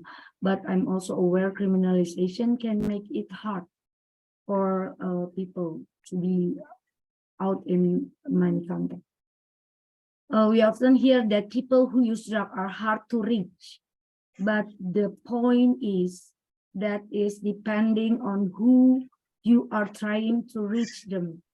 Then that is who your peer, navigators, workers need. If you are doing outreach to young people who use drugs, you need young people to do it. It is people aren't hard to reach. It just you don't have the right people. You don't have the right people to reach them. Although we are seeing more support from drug user-related response, particularly with the new global AIDS target like capacity and chronic under-resourced for role service remain a challenge for many drug user-led organizations. And then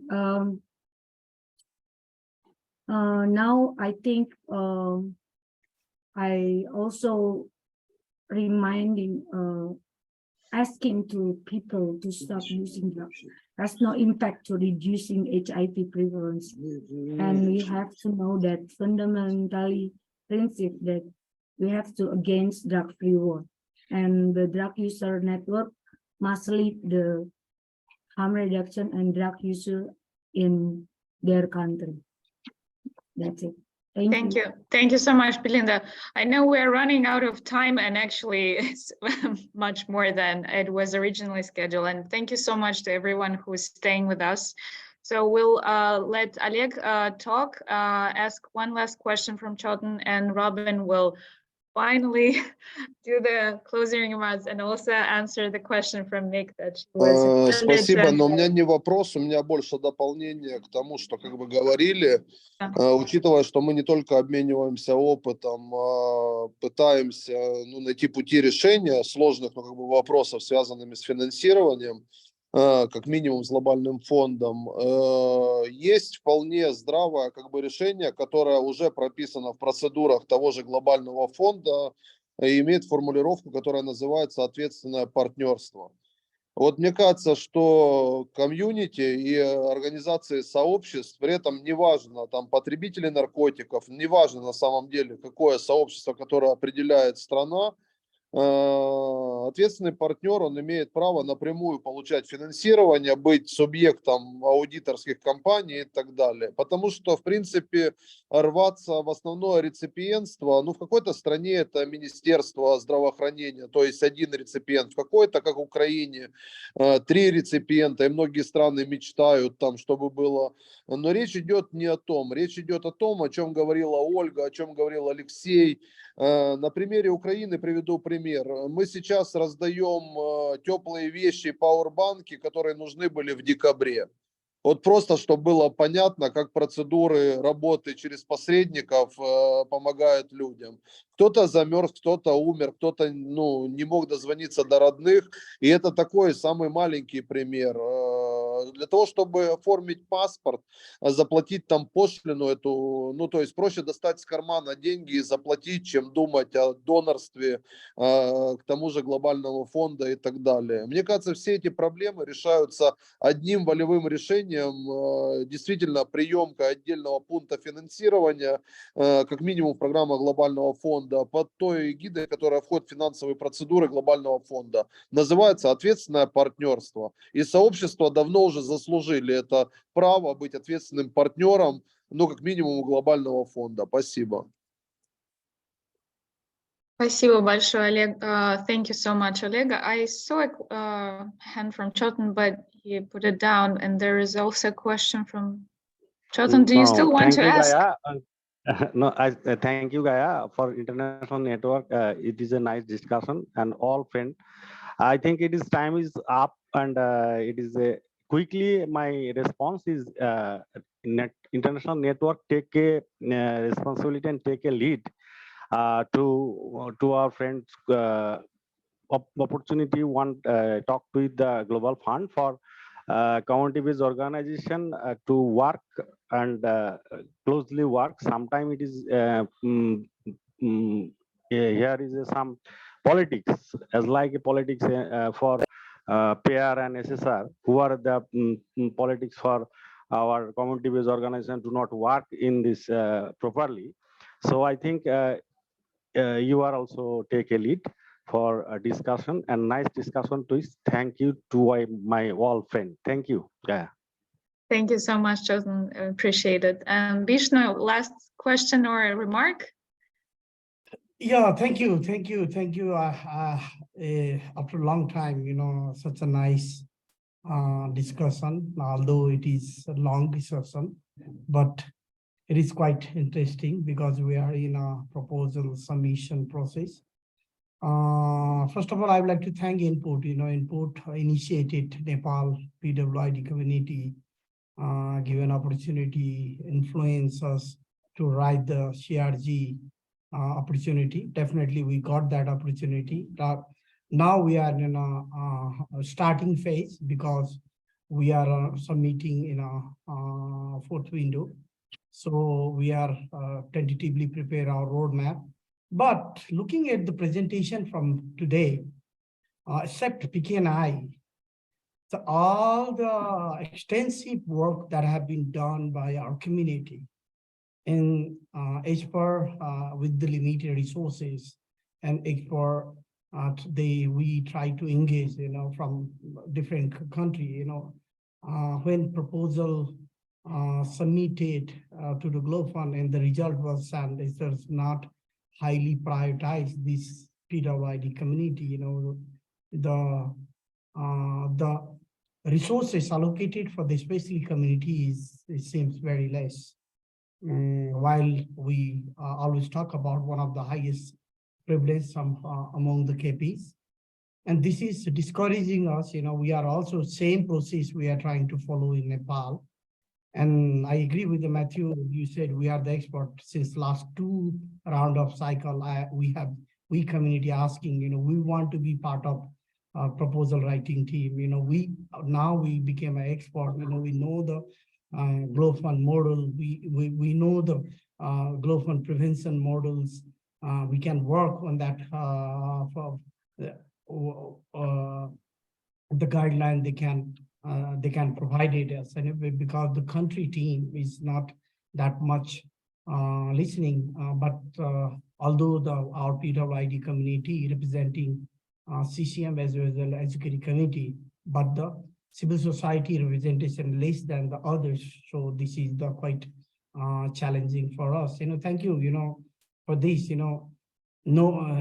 if we see the overall process, the submissions from the PKNI, it looks a little bit encouraging, yes, but we don't know exactly what the resources allocated especially for the PWID community. For the other presentation, that is totally, we did a very hard work with the support from INPUD. It's a quite successful people, key export around the world. They have been supporting, although we are not achieving what we really wanted. So this is quite learning for us, and definitely as a steering committee from Nepal that we form, and being a coordinator, I will take this message to my community, and definitely, at the end, Matthew, as an input, the grant negotiation process, they never try to be part of it. That's a key point. I always raise this voice. We submit our proposal. They can present to the CCM. They can finalize it. They sign it. They send it. But when it comes to grant negotiation process, and we community are totally ignored. We community are not part of it. On that time, because of the so-called technical team at the Global Fund, who have provided there are lots of thousands of comments and reduce your intervention, where they don't understand, because we understand what intervention is needed in our country for our people. So this is quite, I would like to request INPUD to be more vocal, grant negotiation process. The community must be in place. They should be engaged. So this time, definitely we will be shouting and we will be part of it, and we try to be part of it.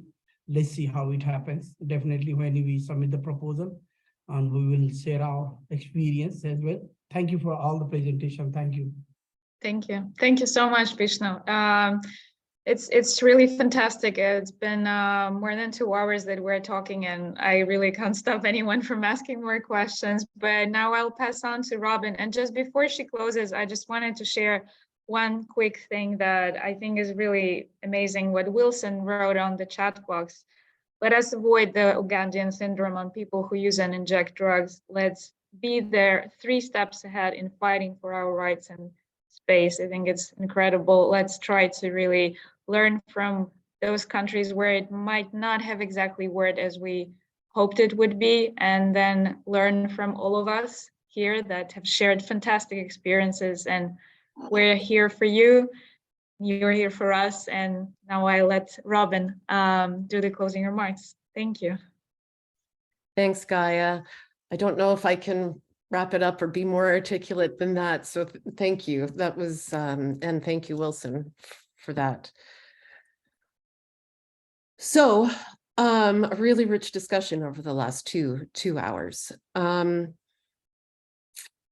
I think these types of conversations need to continue happening on a regular basis so that we can support each other, but also ensure that, you know, we can exchange experiences and lessons learned.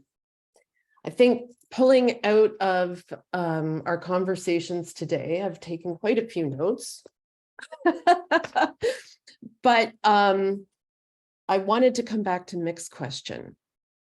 And that is really around, so we've seen everything is very country context specific, right? It hasn't been the same rollout for everyone in every country, but we have seen to a great extent increased engagement from communities of people who use drugs, but in the funding request development process. And to what extent is that engagement actually going to convert into more dollars and more resources? So with that, I thought maybe that was a good place to start in wrapping up today's conversation, because I think that's where the key question lies, right? We've seen window 1 submissions go through. The TRP is meeting currently or last week. We should be receiving TRP comments back very shortly on window 1. Window 2 is going in at the end of May. And so what I wanted to say in terms of Mick's question is that there are key things that have come across throughout all of these different presentations as key barriers for us to keep in mind. The first one is around the demand for population size estimates and data.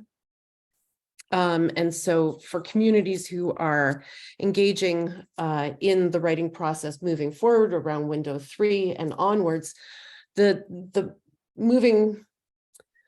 the situation analyses that countries, that your organizations have are going to be really, really important, because evidence is, start again. Evidence is key. Evidence is key. Thank you, Mick. So in terms of increased engagement in the funding request development process and how that translates into increased resources, that's something that we really need to be monitoring, right, as a community across all of our countries. So together with other key population networks, INPUD is going to be writing a lessons learned document around window 1 and window 2. And we will be providing case studies along the same lines as the case studies that we've heard today here from our friends and colleagues. Now, the point of this publication is really to not only share lessons learned, but also to provide recommendations forward to technical partners, to CCMs, and most particularly to the Global Fund Secretariat about where we can, you know, make modifications to Grant Cycle 7 application processes, and how we want to see things move forward including perhaps, separate funding for key population networks and key population communities. So going back to where I started from, some of the key things that are barriers, but that we're trying to work with as communities, as INPUD, with our partners, including HRI and our technical partners, is the critical importance of having communities sit at these decision-making tables, right? Being part of the technical working groups, being part of the review process. We've seen a lot of bumps in the road. We've seen a lot of tactics where CCMs and country governments are saying, we don't have the funds to be able to support key population engagement in these processes. So this is one of the advocacy strategies that we need to put forward, is to ensure that there is adequate funding for communities to be part of all of these processes, including funding request development, but importantly, the grant negotiation process, and then the reprogramming. Those two processes, the grant negotiation and the reprogramming, is all about resources, right? That's where the most important decisions are going to be made in terms of how the resources are going to be allocated. Costing has been a huge issue across the first window and the second window so far of the grant cycle 7. Whether it is, the costing is being broken down before actual interventions are being written, how these allocation decisions are being taken and who's involved in those allocation decision-making processes. But we're also seeing that costing is being used to fragment civil society and communities. And this is a moment when we really have to band together and fight back. We also are seeing the fragmentation of the writing process, which is making it really difficult to keep a line of sight on the costing. So we're seeing, HIV prevention groups are not having access to the documents that are happening in RSSH and CSS. We're not having access to the human rights documents and the costing of those. And so it's really very isolated and not coherent across the funding request development process. We're also seeing how the community annex is being used in different contexts, whether it is to validate the interventions that have been included in the funding request, or if it is being used as a means to direct how resources are going to be allocated in the funding, the country funding proposal. So ultimately, the question is, we need to make sure that increased engagement in the funding request process is followed through at the grant negotiation moment and across the grant implementation cycle. And it's more than community-led monitoring, right? So we are tracking that. We have, for INPUD's countries, we have an understanding of what has gone into the country funding proposal from communities of people who use drugs based on their priorities. And we will see what priorities will be funded under the grant negotiation stage, so that we were able to mark that percentage increase in funding that is going to go to harm reduction and compare that to what has gone to harm reduction in NFM3. So we're hoping to piece all of these different data sources together so that we are able to clearly track what is the impact of grant cycle 7 going to be on the funding for harm reduction going forward. I hope that helps.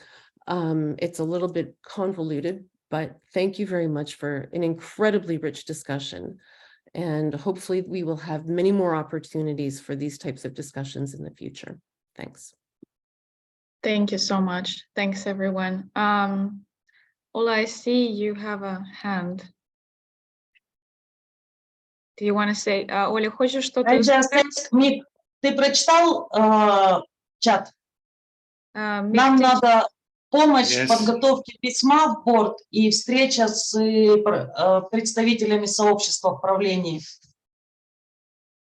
Нам надо решить вопрос доступа к деньгам сейчас, иначе мы не выживем. Осталось совсем немного времени и очень мало денег. Мы как зашли голые 20 лет назад, так мы и сейчас голые. Они продолжают деньги отправлять в гостиницы, бизнес, блядь, не давая цента на шелтеры. И при этом на каждой международной встрече они нас спрашивают, где шелтеры. Денег на них нет. Мы говорим, дайте выкупить помещение, пожалуйста. 20 лет глобальный фонд, я вместе с 2004 года с ним. Все, если бы INPUD не дал мониторы и оборудование, вообще бы у меня ничего не было. Только комьюнити спасли. А глобального фонда для нас ноль. Сейчас надо кричать, прямо кричать, потому что все, у нас 2-3 года, все. Если мы сейчас пропадем, новые еще не выросли так. И вот этот момент и такой кризис, это прям, пожалуйста, прям результатом, следующий шаг, встреча с комьюнити, помогите письмо. У нас под риском 2 национальный грант и региональный сейчас. Прям все, мы разбег потеряли.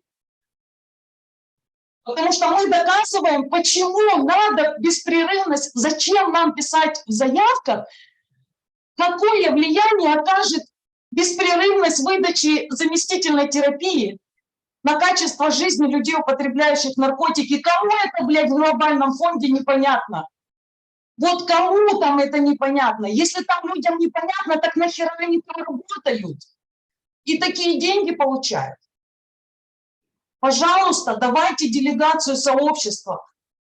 Давайте, все.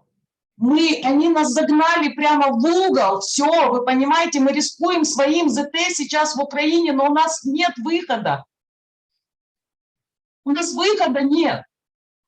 Это как бы даются деньги нам, бля, посмотрите, вот эти все люди, они свои деньги дают, там миллионы грантов, они за своих денег карманы достают, чтобы помочь людям, потому что пока туда обоснуешь, человек умрет. Все. Посадят его. У нас есть ребята, которые одной ногой в тюрьме из-за того, что нет вовремя финансирования подключить адвокатов. Мы сейчас свои ресурсы, своими средствами пытаемся людей оставить на свободе.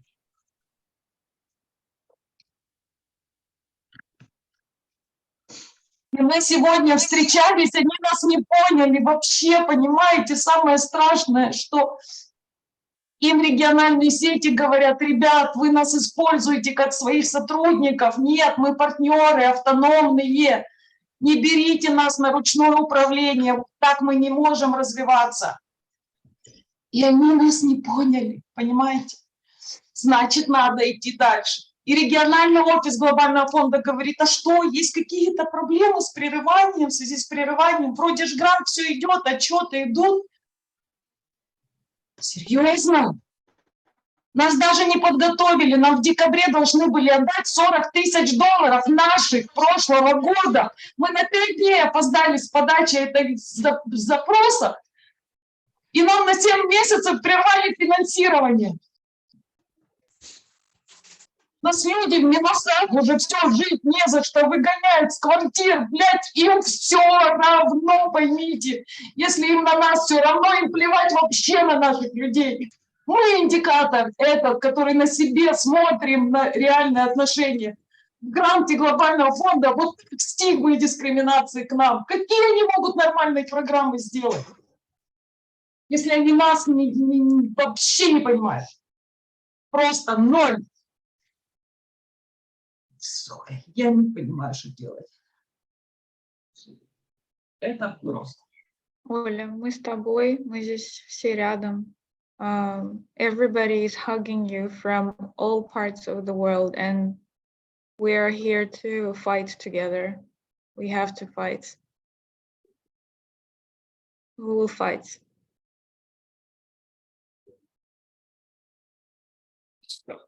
And these stories need to be heard, right? And we create the work group from all regional network, one people for one group to prepare the letter in order to support Mika Gaia to realize. We will work on it. Mick replied yes in the chat box that he replied to Vitaly that he's Мик, not. пожалуйста, сделай рассылку наших всех представителей сетей, программных координаторов, директоров, а уже сеть решит, кого дальше присоединить, и делаем письмо и думаем дальше, как действовать. Пожалуйста. Okay. Thank you so much, everybody. You were incredible. You are, and you will always be an incredible people. I cannot even express. This is just such an honor for me to, be working with all of you. And sorry. Yes. Thank you very much. It was a very rich discussion. I think one of the absolute best ones I've organized in the past 2 years. I had the privilege to work with INPUD. Thank you very much. We will send out the slides and we will do all the necessary steps to continue the fight for our community. Slava Ukraini, and we will fight for everyone's rights. Героям слава. Героям слава. Thank you. Thank you. Thank you, Thanks everybody. with Ukraine. Thank you. Bye. Love you. The best community. Thank you. Thank you. Thank you. Bye. Take care, everyone. Cheers. Героям слава, да. Love you. Bye. Bye. Bye. Bye-bye, Bye. Oh, sorry. everybody. I forgot to take a More picture. power to A quick one of picture. us. Quick picture. Yes. Okay. One quick picture. Okay. Thank you. Okay. Picture. Cool. 1, 2, 3. Yeah. Bye. Thank you. Bye-bye, bye-bye, bye-bye. Bye-bye. Bye.